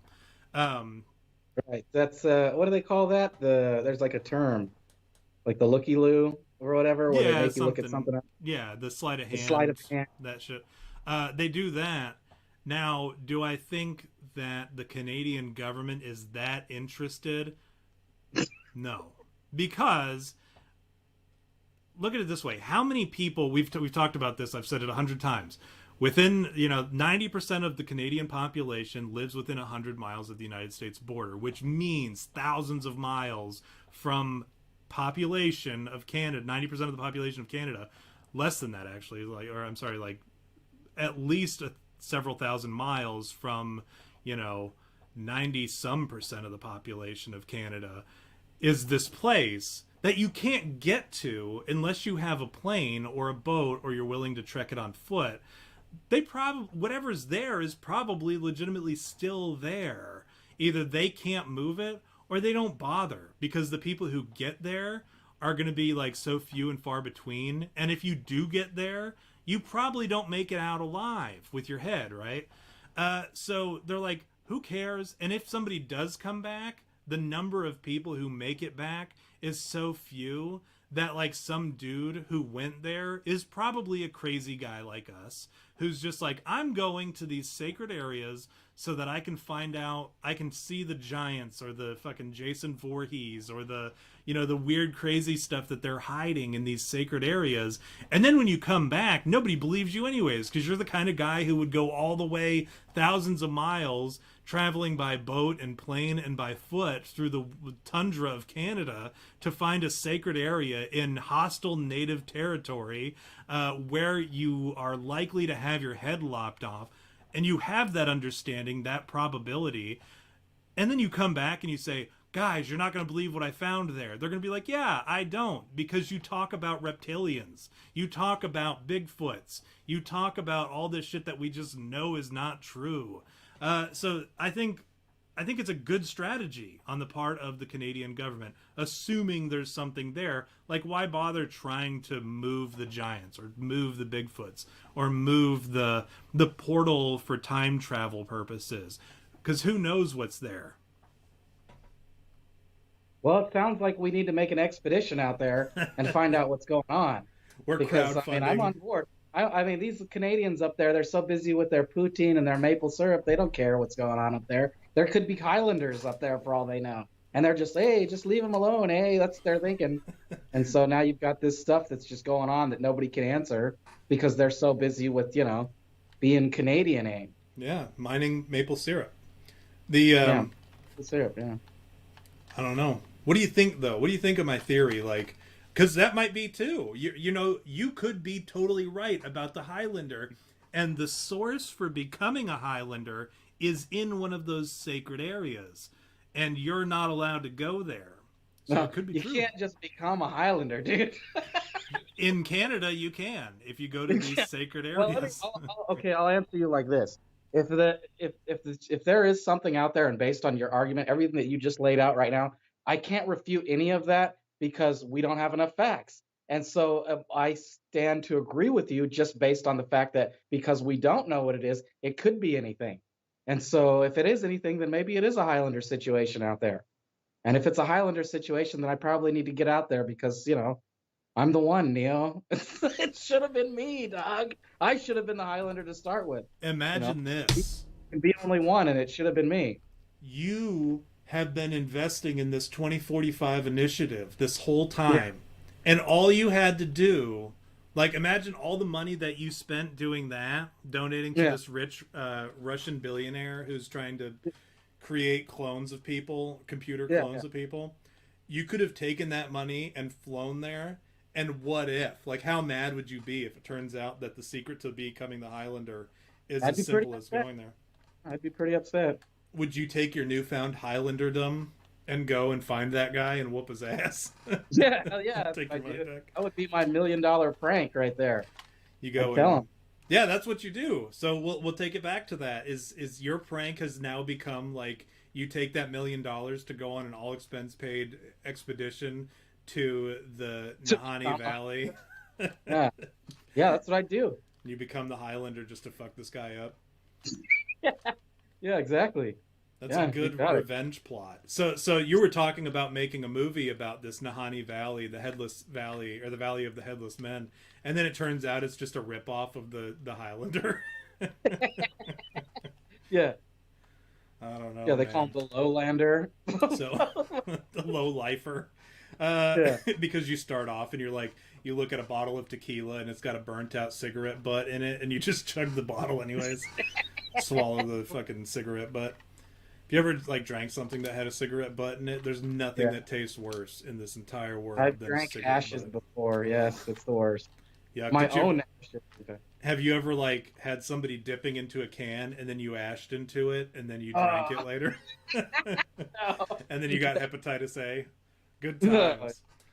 Oh man. So okay, so here are the theories, the working theories All as right. part of our Schrodinger's conspiracy. We have Bigfoots. That's the popular one in the chat. So now's your chance in the chat. Whatever you think it is, say what you think it is in the chat and we'll talk about it, whether or not we agree or disagree with you. Bigfoots is the theory. And that was the one that was presented to me by Mike when he presented the topic. He said it was a Bigfoot story. And I'm not saying that he's wrong because it could very well be a Bigfoot. Also, that other cryptid, that man bear pig, could be the man bear pig. So we're talking about cryptids. I'm thinking giants, but here's the thing about giants is it could be giant cryptids, right? So like imagine trolls. Have you ever watched that movie? There was like this Swedish movie where they go troll hunter. I think it's called Troll Hunters. Anyways, it's not the cartoon one. It's like the actual horror movie, found footage troll hunter movie from a few years ago. So they have these giant trolls that they're actively hunting, and I think that could be where we have kind of some like overlap, right? Of like maybe giant Bigfoots. That could definitely be a thing. Could also just be Bigfoots. Could also just be giants. Who knows? We also have possible headhunters, like you said. So Indian headhunters who are just protecting their sacred land. We also have Highlanders who are struck by lightning and their heads explode, right? Or no. Oh, that's Their exactly how it happened. their heads are removed, and then the lightning strikes the house, burns the house down. Yeah, yeah, yeah. Then we also have kind of like a hodgepodge of like all conspiracies and magic in these sacred areas, that these sacred areas actually are sacred. You know, we like normally we like laugh at people. We're like, oh, your synagogue is sacred. Oh, your church, your temple, your temple for Jesus Christ of Latter-day Saints, like these sacred places that you say are sacred, just because they're your places of worship. They're not really sacred. They're just buildings, you know. But like, what if these sacred places actually have like magic? So when we say sacred areas, I know we've been kind of vague about that, whether it's just like kind of like an area within a cavern perhaps that's visible completely, or is it a cave system, or is it maybe deep in the woods, or is it perhaps, who knows, like maybe some kind of like underground system. So these sacred areas perhaps house this magical power. So maybe they are sacred places, and the people that got too close, they became cursed, and when they went back to mine for gold, their heads exploded. Or their bodies were relocated after their heads were removed in the magic temples. Who knows? I don't know.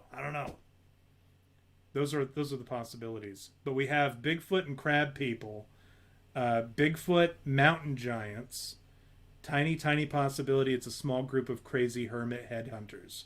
So that's pretty much all we've got as far as possibilities. I did want to talk about something interesting.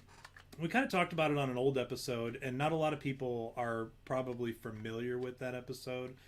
This is even before your time. Well, not really before your time because you were there from the beginning, but in the lull between your regular appearances, we actually talked about. It was an episode called "You Had Me at Death Row," and we talked about when heads are severed and how long the head survives after it's been removed. And I was supposed to be watching videos about the Valley of the Headless Men today, but instead I just started watching videos about that again. I kind of wanted to talk about that. How long do you think after a head is removed do you think consciousness ends, V? I have no idea. That's a question. Like it's like that'll send me into a spiral of existential crisis, dude. What are you trying to do? I have no idea where our sentience begins. That's like the one question that keeps me up at night. Like, will I still be alive or conscious at what point? I'd hate to think about that. Like your head rolling and you can still like see your body. Like, oh, there's that last moment where you saw your body over there, but your head is over here. And you're going, oh shit, that's a headless body, and then that's it. You're at the pearly gates or you're at Satan's door and he's going, what's up? Was Yeah, it? because that's what he would do to you when you show up in hell. Well, I would hope not. Because even that is too painful for eternal damnation.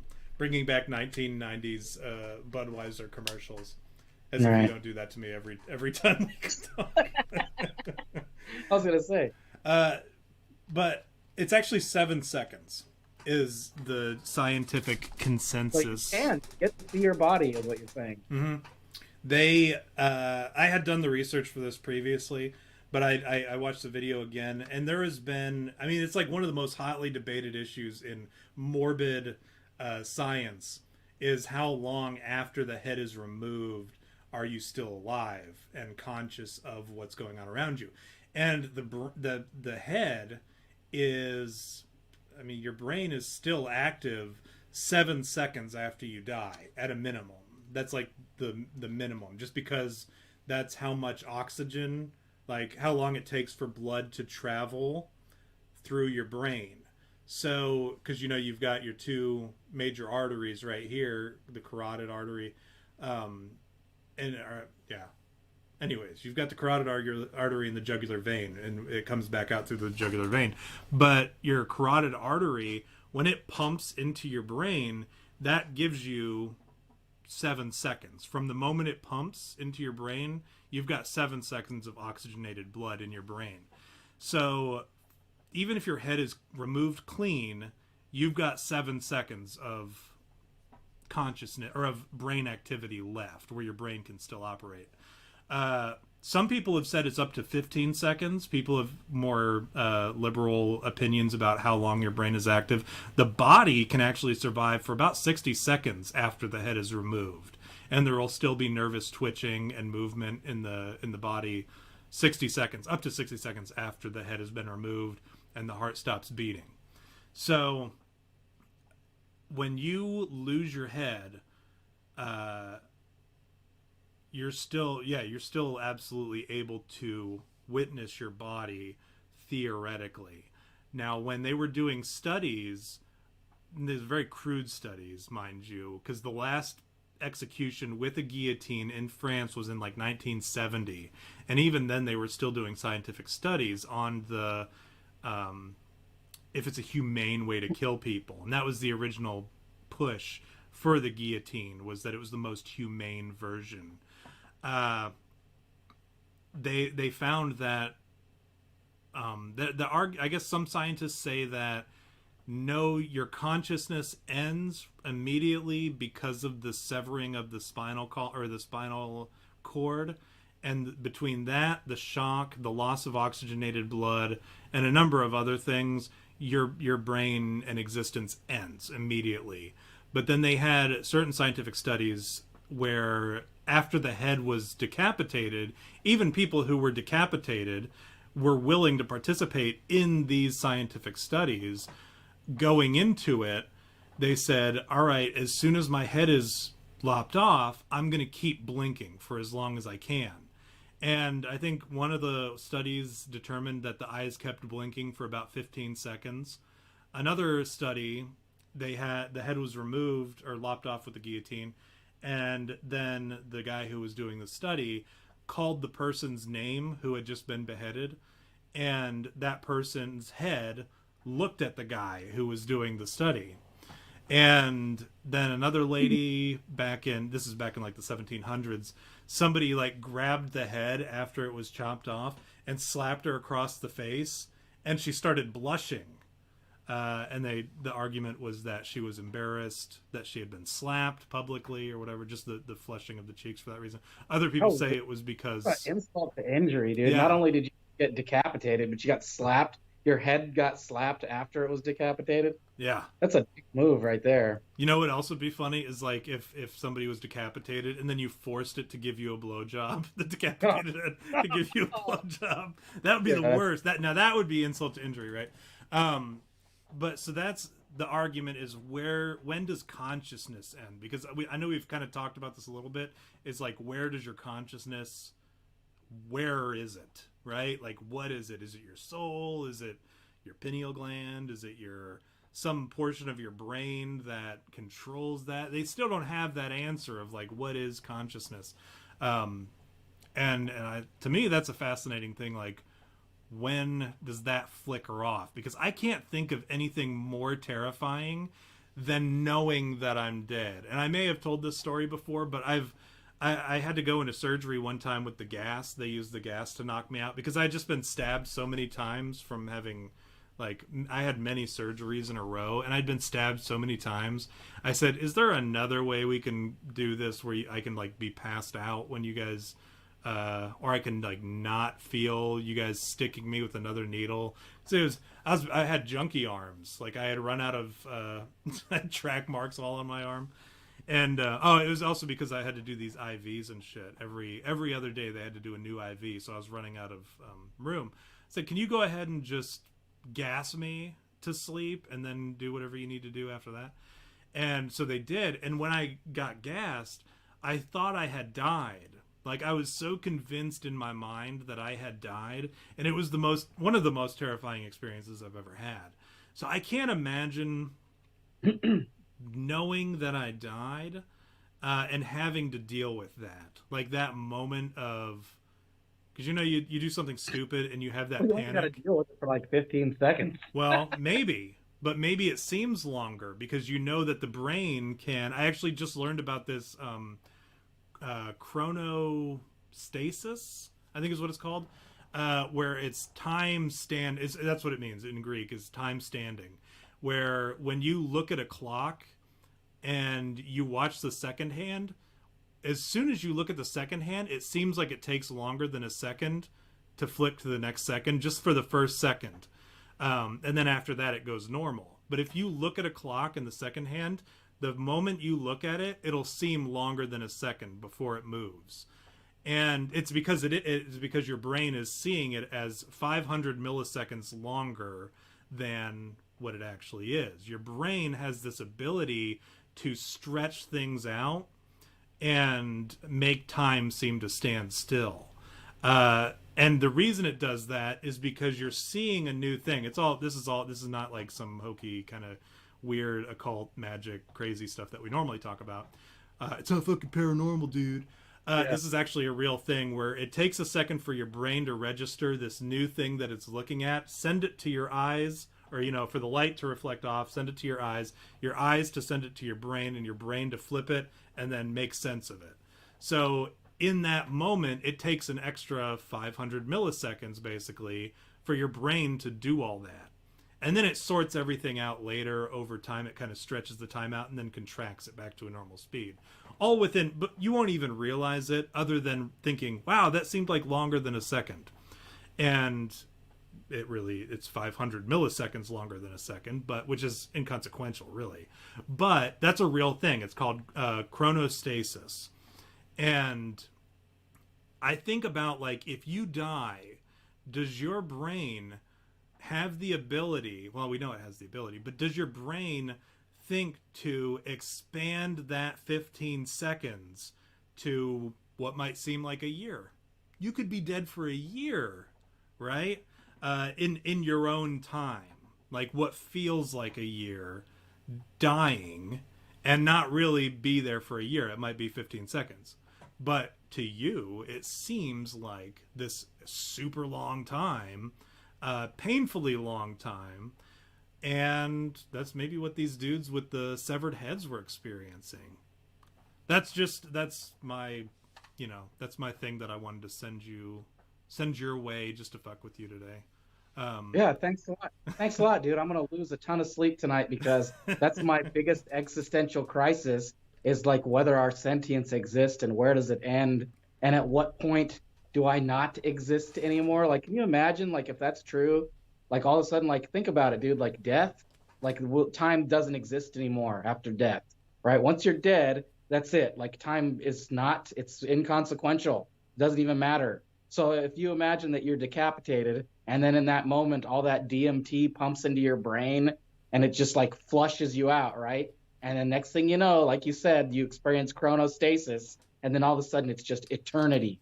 Like fucking never ending, no time. There's no future, there's no past. It's just fucking darkness. What about that? How do you feel about that? I think about it often. I've told you this. I've told you one of my greatest fears, probably my only fear, really, is or irrational fear, I should say. I mean, I feared normal shit. But eternity, it terrifies me. The idea of eternity, even eternity in paradise, like that bothers me. The idea of never ending sends me into this panic. Even just saying it just now, I'm like aware of what a panic attack feels like and what it feels like going into one. And I started to feel it, so I was able to kind of like real quick divert away from it. But even just saying it just now, it makes me crazy, and it'll send me into this depressive episode, this anxious episode, like a panic attack into a depressive episode. So I get it. Like, I get your concern. I don't think that's an irrational fear, like an idea of like just darkness for eternity. That'd be terrifying. Anything for eternity is terrifying to me. So when you say darkness for eternity, I'm like, that's even worse. But yeah, I think the pumping you with DMT, excuse me, I think the brain is smart enough to know not to use the DMT for like something bad, because we know DMT is like the drug that happens, that your brain or that your body naturally creates as kind of like an adrenaline, right? So just to kind of, when you're going through this terrible experience, it dumps it so that you don't care when something bad happens to you. That's why a lot of people have this euphoric moment when they, like, before they die, or near death experiences, they have like this euphoria over them. And I think your brain knows instinctively that is either that is used for that, or that's all it can do, right? So like you have certain things, I don't know, like adrenaline doesn't cause you to go to sleep. It has a certain function that it does to the human body when it's released into it. So I think DMT is probably the same way. So I think if your brain expands for that, say an eternity, or what seems like an eternity, I think dumping all that DMT would make an eternity of, something akin to a paradise, or something positive or euphoric, right? So I think that's probably one thing that you can take away from that. Hopefully you take away from that, is that DMT that's what the reaction that it has, or that the body has to DMT. And if the brain does do that, where it, expands time, or does the cryostasis, or chronostasis, cryostasis is something else. Similar, but something else. I think if the brain does that chronostasis, I think you'd be okay with the DMT. and it'd make it last longer too, right? Because That could actually be an explanation of what the afterlife is. yeah, I agree. I'm not, and as I've thought about this before, all the near death experiences, when you hear people talking about the near death experiences and how like they have, and then the DMT dumps and all that, and people experience this euphoria and like the paradise and the lights of your brain, because your brain shutting down, you have those electric impulse or those electric pulses that create kind of like the light at the end of the tunnel imagery. And then, you know, people who have like really dark moments before they die, then they talk about how they went to hell and then they came back. You know, people have different near death experiences. I think if you really wanted to make the argument could easily be made. And I don't often hear scientists making that argument like, no, here's what happens when you die. The DMT releases, your brain has this chronostasis, and it creates this idea where it feels like you were dead for an eternity. Because even Constantine, right, when on that movie Constantine, he goes, he's like, I was dead for 2 minutes, but 2 minutes feels like however many years in hell. So that right there would be a solid argument for this chronostasis type situation. I don't know, but I don't hear people talking about it, and nobody's studying it, which again, rather than thinking like, oh, well, nobody's studying it, they should, my brain immediately goes to, well, they already have the answer, and they're just not telling us. Because this is something that people want to know, right? Why would they not tell us if they had an answer? You could use the argument, well, the church pays them a lot of money to not tell us that, because then they continue to get money through tithing and so on and so forth. Or scientists don't want to tell us because as soon as they tell us that there is an afterlife and it's based on X religion, all of a sudden science becomes kind of like a meaningless pursuit, right? So they need people to continue to get into these STEM fields. So they don't want to tell you that, oh, by the way, religion is real, magic is real. But we also need you to study mathematics and physical science and stuff, and biology. So I think there's a lot of different ways that you can go with it. And I don't think I have my own personal biases. Obviously, I believe, I'm a Christian. I believe that when we die, we go to heaven or hell, depending on the decisions that we made, the conscious decisions that we made.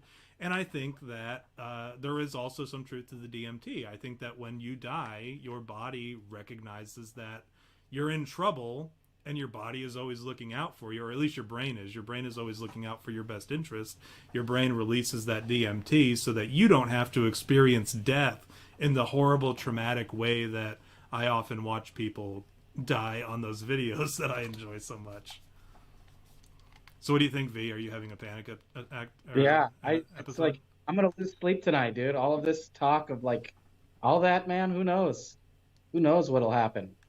I hate to think about it. You know that like it's funny, you and I we have a similar anxiety about eternity, and mine is kind of different from yours, where yours is you don't like to think about the idea of like eternity, and I don't like the idea of like losing my consciousness.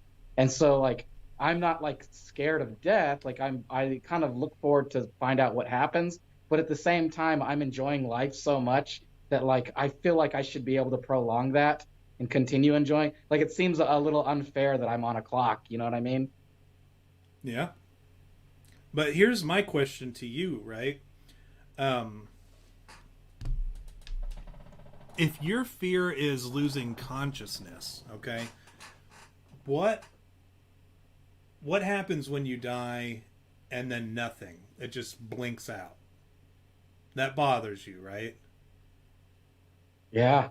Why? Yeah, I hate the idea. That's why I'm an agnostic, right? Is because I hate the idea that there isn't anything. I hate that idea. To me, that's ridiculous. Like, how would that even be fair to any creature, right? We spent all these years evolving or whatever, or God created us, or whatever anybody would have you believe, and then in the end, it's just nothing. Like, there's no reward for like existing or like having to deal with like having to die like alone. Like that's what life is. Like here's the dark moment, right? Like let me get in your face. You're going to die alone. That's what you have to look forward to. Dying alone. That's it. You were born to die. That's your existence in a nutshell. And no matter how much you measure it in years, and time being relative as it is, it doesn't matter because it's a fucking speck of dust in the infinity of the universe. It's nothing. And so if it's nothing, then when you get to that point, all right, this Nietzsche school of thought, you get to that point where nothing, like we don't even matter, right? Then what does that happen to the normal mind, right? You go, well, what the fuck, dude? What does it even matter? Why am I like following these rules? Like that's the first thing we go to, right? And this is where the insanity starts to, or the sanity starts to decline, right? You start examining all those things that make you question reality and make you question like existence. You go, well, why am I allowing all these governments and religions to tell me what to do when my existence doesn't even matter? I can just do whatever the fuck I want because I'm me, and really there's nobody that can tell me what to do. But these governments, they say all these, agencies, they tell you got to behave this way because there is something afterwards, or you have to spend life in prison, which doesn't matter either, right? Because even if you get the chair, you're still going to that same destination that somebody that lived their life, like a good person would. Even all that religious stuff, you can make the same argument like, okay, I can blah blah blah my whole life, end up in prison, do whatever I want, and then when I'm in prison, I'll find God, and then I'm good. I'll still end up in heaven, right?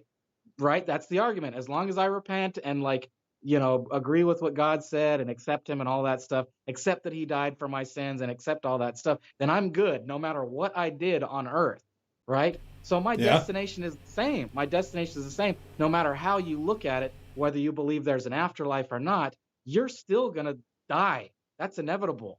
And so when you think about all that and you go to the point of like, well, what does that even matter? Why did I achieve all this in my life? Why did I strive for all these material things, these objects, these things that die just like me? Because everything is destined to crumble, right? Everything is trash. Like once you get to that point where existence doesn't matter, you start sitting in your house and I I'll admit to you, like, these are thoughts that have crossed my path. So I can't be the first person to think of this, but you sit in your house and you look at everything and you see the stuff, you go, oh, I got this TV, I got this computer, I got whatever. And then you sit back and go, it's all trash. It's all going to break one day. Someone's going to throw it away. At some point, it'll be irrelevant. At some point, something new will come out that'll make it obsolete. So it doesn't even matter. All the stuff that you own and all these comforts that we have to have because life is so unbearable, right? Those don't matter either.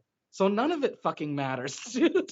None of it does. Like, who cares? Like, that was my philosophy when I got out of the army was you could just live in the desert and like live off of rabbits or some shit because that's really all that matters is survival, like existing, right? Continue your existence. All this comfort crap, that stuff doesn't matter. Entertainment and fucking comfy beds and television, none of that matters. MSG food, right? All of that shit is just trash, right? And now, you have to worry about, the afterlife on top of all that. So what do? You got to like seek out that hope somewhere, right? That's to me, that's what is human. Being human is seeking out hope somewhere because we all know we're going to die at some point in your life, whether child or adult. You come faced with mortality and you have to look the fucking grim reaper in the eyes and go, holy shit, you're coming for me, aren't you? You are right behind me the whole step of the way. And you never know when he's going to make that fucking swipe of his scythe, dude, because it could be any day. You could get struck with a meteor. You could get cancer. You could have a heart attack. Your girlfriend could stab you for cheating on her. Anything, right? Anything could happen to you. Who knows? You could turn her off the street and just get struck by a bus.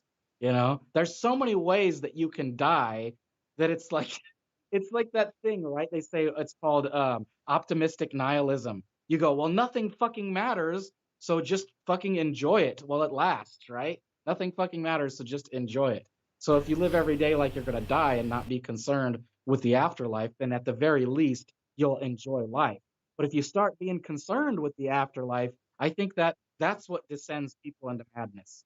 That's my rant for the evening. That's where I'm at, in terms. That's why I'm on the fence about religion all the time, is because I lay up at night going, holy shit, am I going to continue to exist? Will I wake up alive tomorrow? So Who knows, man? I'm going to argue with you. I'm going to argue like a motherfucker with you. Please do. Push back. No, so here's the thing. You talked about a lot of stuff just now. And I want to try to get some of them, but I know we're already over on time. you talk about, so the first thing that I want to address is you said, what's the point of living, we'll just, for example, we'll just use you and me as an example here. And people can attribute it however they want to their particular religions or beliefs. So I am worried about the afterlife. You know that. That is one of my concerns. Has Right. that ever really stopped me from living, would you say?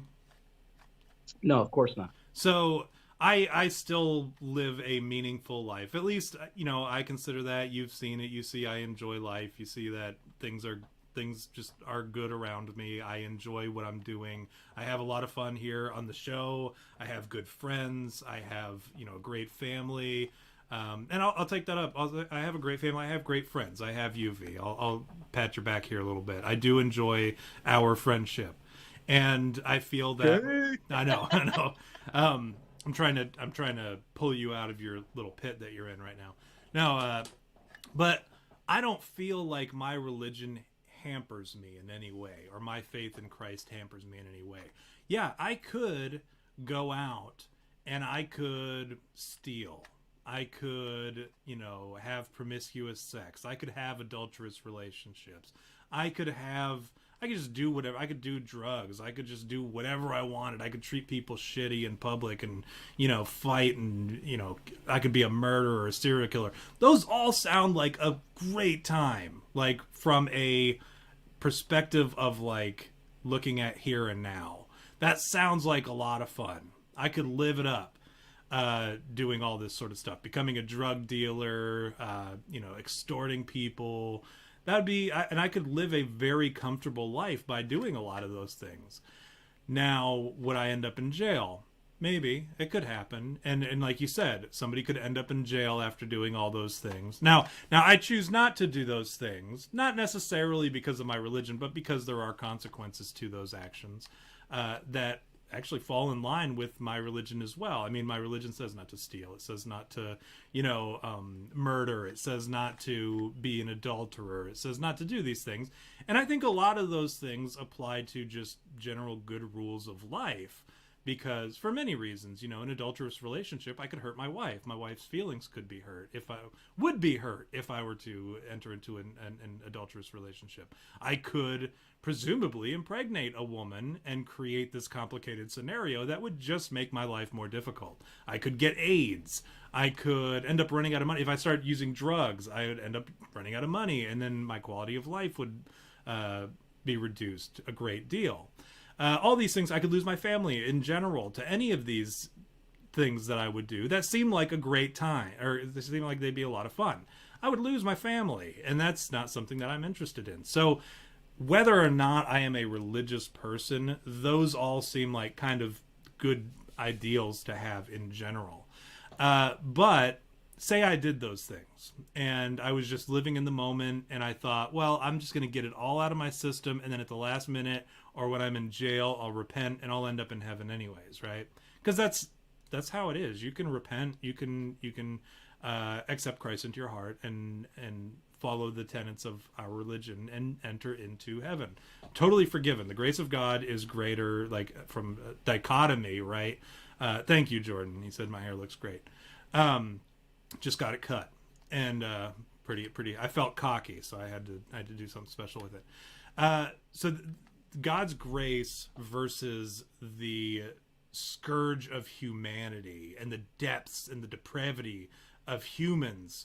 The dichotomy is so vast, right?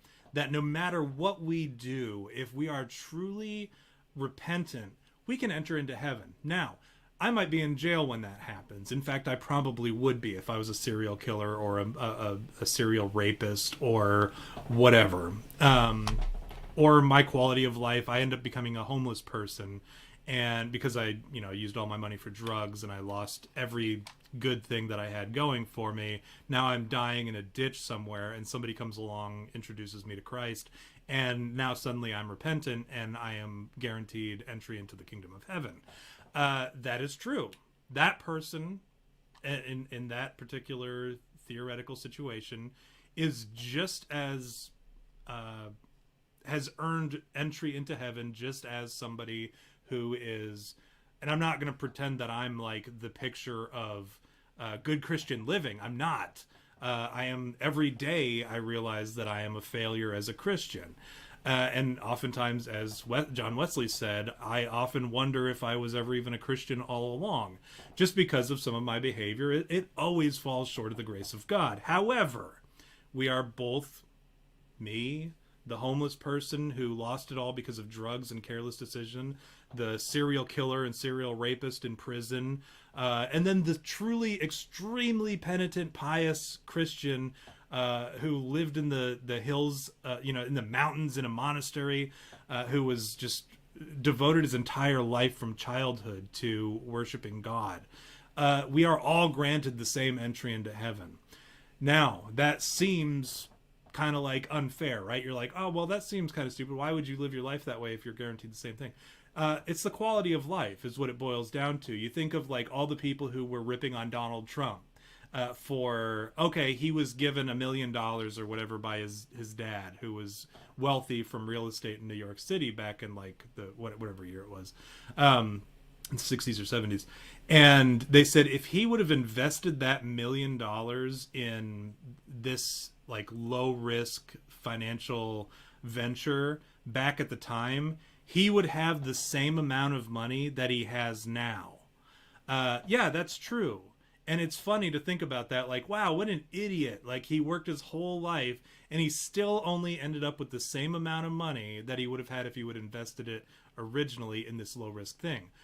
The problem is, they're not thinking about all the time in between, the decades of time that Donald Trump was living large in like fancy apartments, and he had all the best food, and he had hot supermodel wives and girlfriends, and he was getting like constantly laid by all these like gold diggers, and he just had an awesome life, had like a chauffeur everywhere he went, all the finest clothes he could wear. He never wanted for anything, and at the end he still ended up with the same amount of money he would have had he just lived in rags for his whole life, right? And just like not spent any money. So the same amount of money at the end of the day, or at the end of this period, versus, so some guy who lives with nothing for 30, 40, 50 years, versus a guy who lived large and had a great life for 50 years. At the end of the day, you end up with the same amount of money that you can go and use for whatever you want. The quality of life was different, right? So the homeless guy in rags, or the guy in prison, or the guy, me, who lives in, I have a decent house, I have a great family, I have great friends, I've been living a great life, versus a guy who has to live in prison and get butt fucked and mouth fucked every day, has his teeth knocked out so that he can give blowjobs to the Aryan nationalists every day for 25 years to life. At the end, yeah, we all go to heaven, great, but I didn't have to get butt fucked and mouth fucked and have my teeth knocked out by the Aryan Brotherhood. You know what I'm saying? So your argument is to avoid getting mouth fucked and butt fucked in prison. Yes. So by living these basic Christian values to the best of my ability, I have avoided prison, getting butt fucked and mouth fucked by the Aryan Brotherhood, and having my teeth knocked out so blowjobs I can't bite them when they put their dick in my mouth, and in the shower or whatever, and get gang raped in the shower, and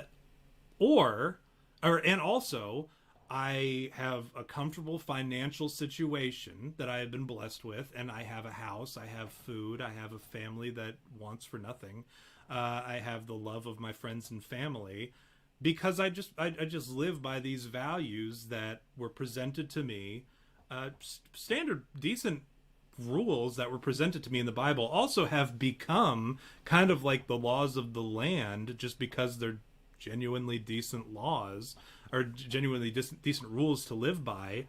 I haven't lost out on anything. Could I go and have promiscuous sex? Yeah.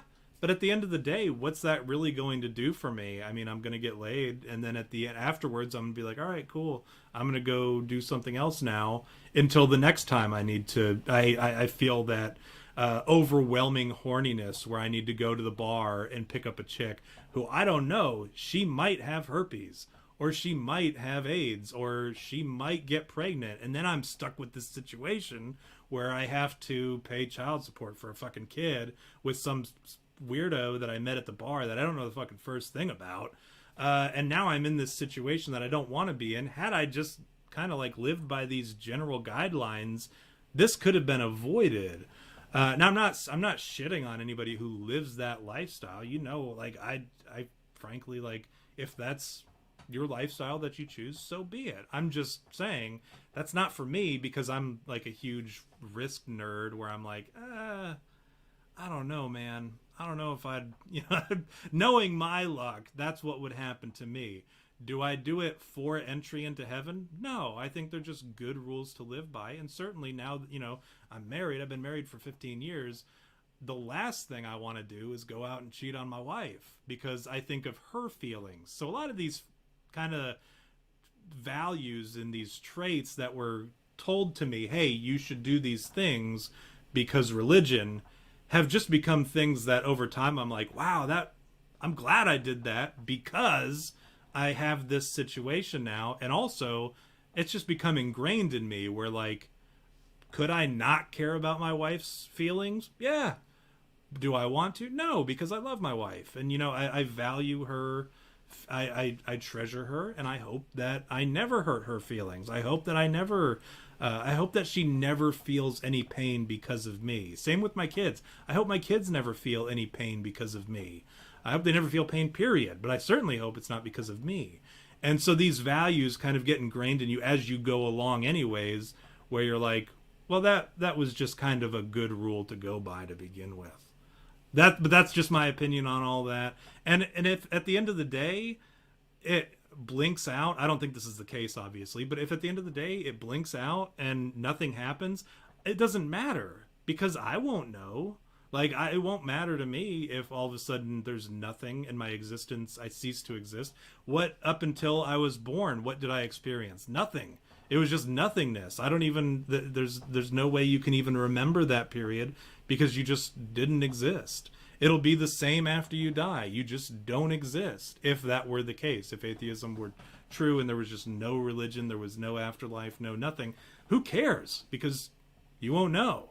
But if there is an afterlife, that's when you kind of got to worry about, like, well, where am I going for this afterlife, right? Thank you, Stern. Where am I going for this afterlife? And should I be concerned about that? I think the answer is yes. I think you absolutely should. Should you be laying up your treasures in heaven rather than laying up your treasures here on earth? Yes, I think you absolutely should. And actually, Megabit, there were a couple things. Mike said, Mike was talking about how I think V is on his way to, dare I say, faith. Like, you were very close to that. So he said that, and I agreed with him. But then Megabit said, a society grows great when old men plant trees in whose shade they know they shall never sit. So I know we joke and we talk shit and we pick on people, and we're constantly like, we're kind of like bitter old assholes, because that's just who we are. But the fact of the matter is, we kind of have to take care of future generations, whether it be our future generations. And this is kind of like where it gets weird, because you got to like care to some degree about future generations. Otherwise, we're no less guilty about ruining society than the people who are cutting up their genitals and advocating for degeneracy. So that's kind of where, and I struggle with that. I'll tell you, I struggle with that all the time. Trying to be a better person for other people. That's where I struggle. But go ahead, V, push back. I was just going to say, I mean, I'll definitely play the devil's advocate on this one, because the difference is, well, I won't say the difference. I'll say the big thing about your argument is having a conscience, right? You have a conscience. And so all those things that you described, you are concerned about the well-being of the others that you care about in your life. And so in order to make life nicer for them, right, you follow the golden rule: you do unto others as you would have them do unto you, right? And that's just something you live by, whether it's religious or not, because it's to the benefit or detriment of the people you love and those around you. Now you take that out, you take out the conscience, and you take out all that religion, and you just go straight hedonistic, right? You do everything that you love, everything that you like. Excess, who gives a shit, right? Like, fuck it, doesn't matter. You're going to die anyways, right? So you are excessive with every single thing. Like, this is me being the devil's advocate, right? Every single thing that you want in life, you just take it. You murder, you kill, even your argument about like getting ass raped and mouth raped in prison, like I can deflect that easily by just being a fucking murderer. Like all you have to do is just murder everybody. Like remember Bronson, that movie where he fights Yeah. everybody? You do that, only you murder everybody. And then when you end up in prison, assuming that you're caught, right? Because you're not gonna murder. Well, if you're gonna murder everyone, at some point somebody's gonna have to catch you, right? Or you could just keep murdering until you know, gone into seclusion or whatever, but then you end up in prison as a murderer that murders everybody you come into contact with. They're not going to put you with the general population. They're going to keep you away because they know the moment you get around someone else, you're going to murder them. So there's no there's no chance of you getting ass raped or ass fucked because they know you're going to murder that person, right? So there you don't have to worry about getting raped in prison, right? Which is fine, right? But if you take all these things into accountability, all those conscience, right? The conscience that we're told we have, and that we're told, hey, you've got this little thing in your brain telling you not to do that because it's the benefit of others. If you take that out of the equation entirely, there's something to be said about that existence. Like, and I'm not advocating that at all. Like, don't take, if anything, don't take away from this that I'm advocating you to just get rid of that conscience entirely. I'm saying that there is something, and this is where I guess I'm not necessarily in your camp, but I am on the side of there's something, because we do all have that, I believe. Or at least some people, there are some people that have that innate conscience that go, oh, I better not kill somebody because here are all the outlined things that are going to happen in the future if I do that. They know the consequences, right? And so then you have these other people, right? The deranged, that like they don't have that part of them. They don't care about what happens. Or they go, well, it doesn't matter because at the end we're all going to die anyway, so let's just see what happens, right? They're playing Grand Theft Auto on God mode. They just said, fuck it. I'll take every risk. I'll do every bad thing I ever wanted to do. I will surrender to every single urge that I have and just do it. And like I'm not going to sit here and argue to you that that's living life, but I'm going to argue to you that that's living life without inhibitions or a conscience. And there's a polar opposite to what your argument is, because you can still like get to the end in the same manner. You know what I mean? Like you're still going to go to whatever place it is, whether it be heaven or hell or nothing, with the same, you know, everything. Like you're still going to die, so it's inevitable, right? So I don't know, and I don't know what we're arguing here. I don't know if we're arguing this existence of religion, because you know my stance on that is always going to be I don't know. Yeah. I don't know, dude. I don't know. Do you think it's like either we sit here, all I'm arguing is, instead of like going, well, I don't know, that's, to me it's like listening to the government, right? Like we go, well, the government is telling us not to do this, and so that means there has to be something behind that. And my logic is there's ulterior motives behind everything. Like every person, every human being, every agency, there's always going to be some ulterior motive that benefits them. And so to me, religion seems more likely to do that over the thousands of years that it's existed, you know, even more so than government. So I'm a little wary just about listening to groups of people, you know. Sure. I'm like this is what I am. I'm the guy that's living outside of society that's going, you're all filled with bullshit. All of you, like all of you are filled with bullshit. And I'm sitting here going, well, I know that I can be honest, and like I'm going to live my life the way I want. And maybe some people won't appreciate it, and maybe some people will, and you know, whatever. And hopefully at the end of the line, God goes, or whoever it is, Xenu or Yandu, they go, you were all right. You did okay. You made it to the end, you know, like everybody else. Because to me, it just seems unfair. It seems unfair that like there's this like moment when you're damned. And like, who knows when that is? Like at some point in your life, whether you do or you don't, you can backslide, and then all of a sudden you're out of God's grace, and then you're not going to heaven anymore. Or you can be devout and you're going to heaven. But who knows? Maybe in that moment of you being devout for 70 years, in that moment that you get in the car accident that kills you, you say, God damn it, and that's it. You're fucking damned to hell. The moment that you die, that's a possibility. There's no denying that that is a possibility. There's somebody that ended up in hell that was like, dude, I fucking lived my whole life. You know, if hell exists, there's absolutely somebody there. I'm sure there's thousands of people there that are going, this is a mistake. This is a mistake, dude. I don't belong here. I don't belong in hell. Yeah, they're Muslims. It's unfair to me that there's like all these lists of things that you can be that will land you there, and yet all it takes is one simple thing to get you into heaven. Like, it seems a little too, I don't know. It's like saying, don't worry, you know, you're not going to die of COVID as long as you wear a mask. That's what it sounds like to me. So you think, so let me just clarify. I want to make sure that I am following your understanding of damnation is if you commit one sin and then don't repent afterwards, you're damned. Well, my understanding of being damned is that we don't know when we're damned at all. We are. Like, we already are. Well, you have no way to know. We already are.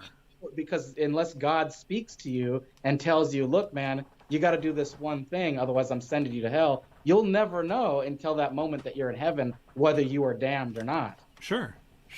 Well, we're all damned already. I can tell you that. But I mean, that bothers the hell out of me, that I just exist to be damned. Well, it's not because it's not anything you did. It's because of Adam.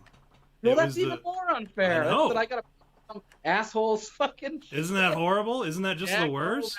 They ate an apple, and I got to pay for that shit. Isn't that terrible? It was the fall of man that did it. It was Adam and the fall, the original sin. That's so unfair. That's so unfair. Yeah, nothing you can do. I always say, if I get to heaven and they tell me I don't belong, I need to talk to a manager. Well, I'm going to say, let me talk to a manager because this is not right. I belong here. I'm going to close out on this before we go to shilling. Okay. We're already damned because Adam and the original sin. And one day you'll go to heaven and you'll demand to speak to the manager. But the manager already came and spoke for you on the cross. And that's it. We're all deserving of going to hell. We all, because we are humans and because Adam fucked up, God sent his son, himself incarnate, to come and speak on behalf for us, to die on our behalf, so that he could wipe away original sin if you want it. You just have to want it. Now, when we talk about someone living a devout life for 70 years and never committing a sin, I mean, first of all, that's not possible. But just because, I mean, you're born sinning. I mean, as a baby, you lie, right? Because you cry pretending like you're hungry, but really you just want to be held, right? That's babies lie. So even in that, you've sinned, right? You've not honored your mother and father, even one of the moral sins of the... What a shitty baby. Right. Now... Ass baby. So, because of that, Christ died, and all you have to do is want it, and believe it, and accept it, and then try. You just have to try. That's it. You just make an honest, genuine effort to live a life. Oh, I'm sorry. Mike is correcting me. Oh, no. Okay. I thought he was correcting me because Christ died and then was resurrected 3 days later and then ascended into heaven. I always forget the resurrection and the ascension part, which is very important, obviously. But he all you have to do is want it and accept it and then try. Do your best. And if you die not having repented, repentance, and I know we've talked about this before, V, repentance is not after you commit a sin going into the confession booth and saying, forgive me, Father, for I have sinned, I stared at a chick's jugs, or whatever. Like, and then they tell you how many Our Fathers and Hail Marys you have to do. That's some nonsense version of repentance that it doesn't, there's nowhere in scripture where it tells you to do that. Never. That's some doctrine that the Catholic Church dreamed up that it's not rooted in any kind of scripture whatsoever. Repentance is just, even the original word that it's translated from just means a change of your heart and an attempt to change your lifestyle. So this is why homosexuals won't get into heaven. And because they live this unrepentant lifestyle, and why the Catholic Church honestly won't they won't actually marry gay couples because you can't be a gay Christian. You can be a gay Christian, never act on your urges, and purposely try to avoid it and try to walk away from it, and just be normal. Or if you continue to have sex with other men or other members of the same sex, you are an unrepentant homosexual, and that is a sin. No different than an unrepentant murderer. So when you marry a person of the same sex, you're essentially saying, okay, well, you can be like, I'm a Christian. I married my partner, and that makes it okay. That does not make it okay, because homosexuality is still a sin, and you are unrepentant in it. Now, if you try to move away, if you're an adulterer, if you're a killer, if you killed somebody, if you killed a child, if you killed one of my children, and you realize the error of your way, you could walk away from that lifestyle. I mean, hopefully you'd be in jail. I mean, I might forgive you over time, but hopefully you would serve some kind of punishment for it, just the act, because it's illegal. But you could walk away from that lifestyle, never murder again, and that is true repentance of that particular sin. If you repent and say, Father, forgive me for I have sinned, I killed someone's kid, and then you go out and you do your penitence, your Our Fathers and Hail Marys, and then you go out and kill again, that's not repentance, right? So as somebody who dies in a car crash and says, God damn it, when they're crashing, I don't think that's a hell-worthy trespass. I think that's something that, especially if you've been, pious your whole life, and you've made this genuine effort to be a good Christian, and then all of a sudden you slip up one time, that's not how it works. You're not going... Now, I can't say this definitively. I am not the judge. That's Christ's position at the, on the throne. He decides how the judgment plays out. He's going to speak on our behalf, and then that's how it's going to go. He's going to go based off of our deeds and our life and the decisions we made and our efforts. I think that's based off of Scripture, right? I don't know how it's going to come down when the time comes when Judgment Day happens, but that's just kind of what I've gathered from Scripture. You're gonna get to heaven, and it's gonna be like there's gonna be like sex offenders in your neighborhood. Yeah. Because they repented. Yeah. So you're gonna have to have dudes come to your door. They're gonna be like, I'm a former sex offender, but I repented. So I'm telling you, I don't think heaven is the image that we have. I mean, heaven headquarters, like we've talked about, where it's like the city of heaven, where it's located in New Jerusalem, and then everything else in the universe is going to be available to us, because even if only like a small fraction of human history gets into heaven, there's still just not enough room for everybody. So I think this universe is going to act as our forever home, and Heaven HQ is going to be centrally located somewhere, and we're not going to need to be there. We're not going to need to stay there. It's just, so I think, and you said it earlier, an infinitesimal universe, or an infinite universe, you're going to have plenty of room to not live next to sex offenders, right? As if that would matter then. But yeah, if a sex offender was truly penitent, I don't see any reason why he shouldn't be allowed into heaven if he's truly penitent. Now, it's different this is where a lot of people screw up, is they say, yes, I'm a Christian. Yes, I believe Christ died on the cross. Yes, I've accepted him as my personal savior. Yes, I believe I've been baptized. Yes, I've gone through all the motions. But at the end of the day, when you examine their actions, perhaps, or when you start asking them questions like, well, what do you know about this? Or like, why do you believe? They don't have an answer. They just know the words that they're supposed to say, and they think that that's what it is. And for my entire life until a couple years ago, that's how I was. I assumed it to be true, but I never really sat down and thought about it, and I never really considered, do I actually believe this, or did I read it somewhere? You know what I'm saying? So, like, I think a lot of people will be surprised on Judgment Day when all of a sudden they're like, wait a minute, what? Like, I said all the right things. Like, I said all the Our Fathers and Hail Marys.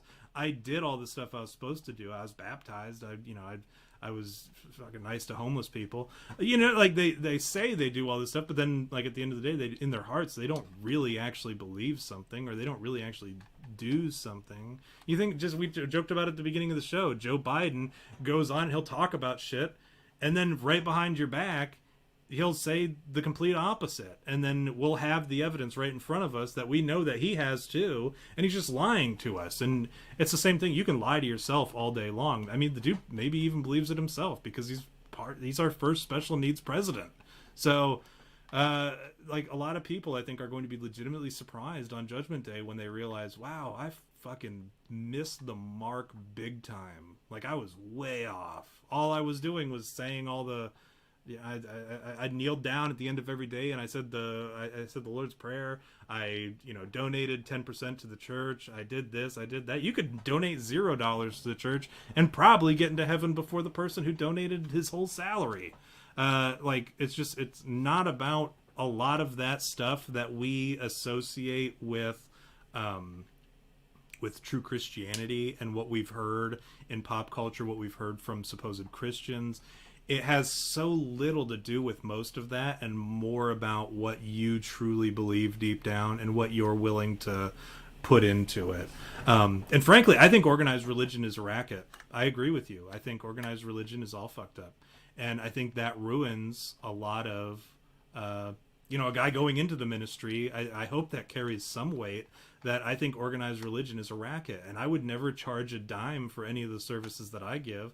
And granted, I'm not up there preaching or anything, but I don't think I would probably accept money if I did that either. I've done weddings, we've done the exorcisms, I do a lot of counseling, kind of like, it's not like official counseling or whatever, but I talk to a lot of people. A lot of people come to me and ask me questions and ask for help, just working through emotions and mental stuff that they're going through.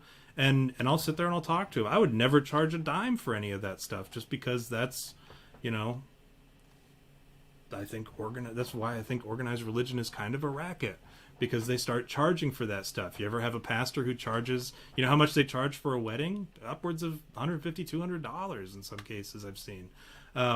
For what? Like 30 minutes of their time, and they get a free lunch at the reception or whatever? Like, that to me is shady. And I think, so, like, I agree with you. I think organized religion is a bit of a racket.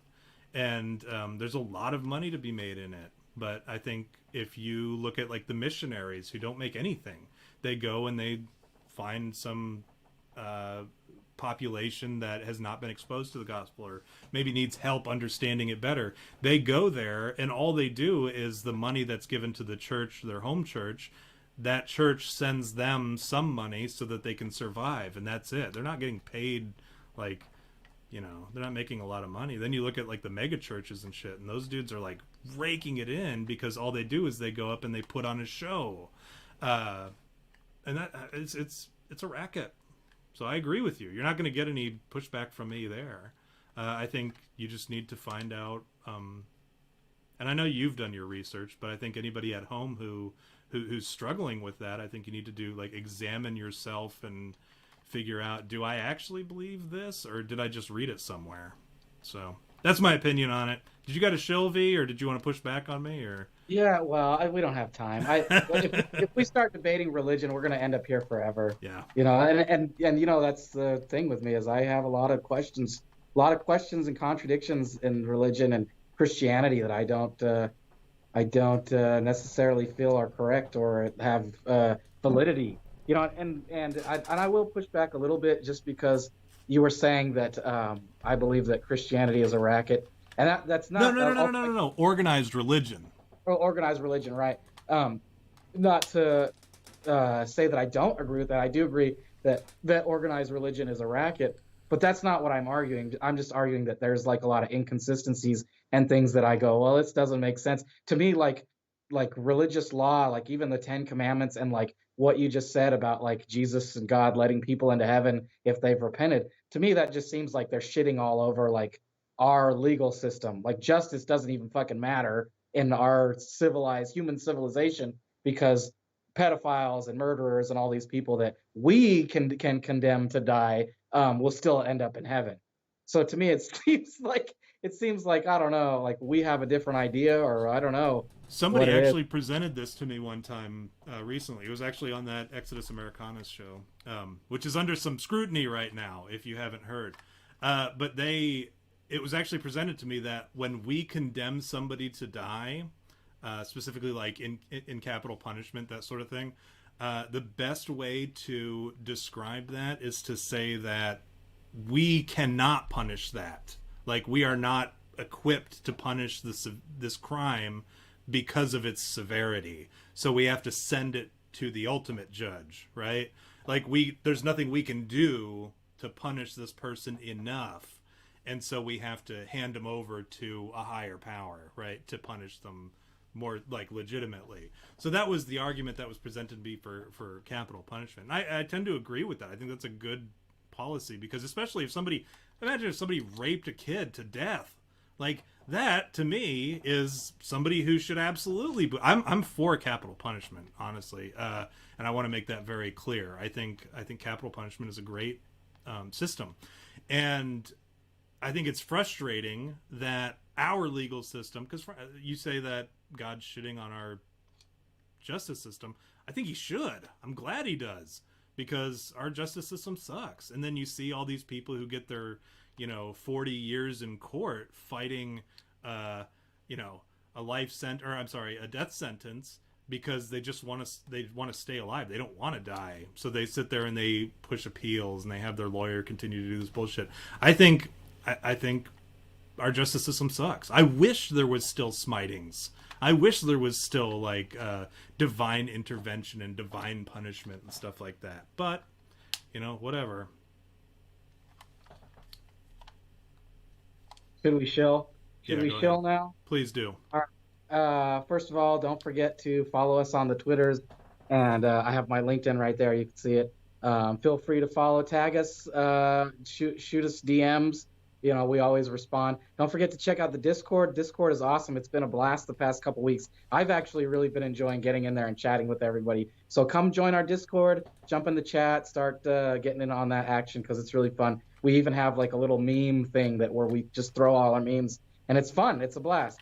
Also, I'm doing that, the contest for the Bigfoot curtain. So once we hit the 700 subscribers, be sure to take a screenshot and send it to me, DM on Twitter, and I will verify the winner and send them a shower curtain of whatever Bigfoot design you choose.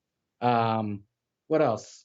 As always, we love you guys. Thanks for showing up and listening to Tom and I talk, even when we're arguing about the nuance of religion and, whatever. What else? Is that it? I think so. Is that it? Yeah. I don't have anything to add to that. The Discord has been pretty funny. It's like 5 of us in there, and we just sit there, and it's basically like the show, except for, people at home get to participate, and we get to hang out with you guys more. Appreciate you guys sticking it out through all the technical difficulties. That was my bad. I don't know what happened. And we'll make sure that the Discord is listed in the description for the YouTube video. And for everybody listening on the podcast, we do go live on YouTube every Wednesday at 9 p.m. Eastern, 6 p.m. Pacific time. We will see you all next week. I'm Joe Biden, and I approve this message.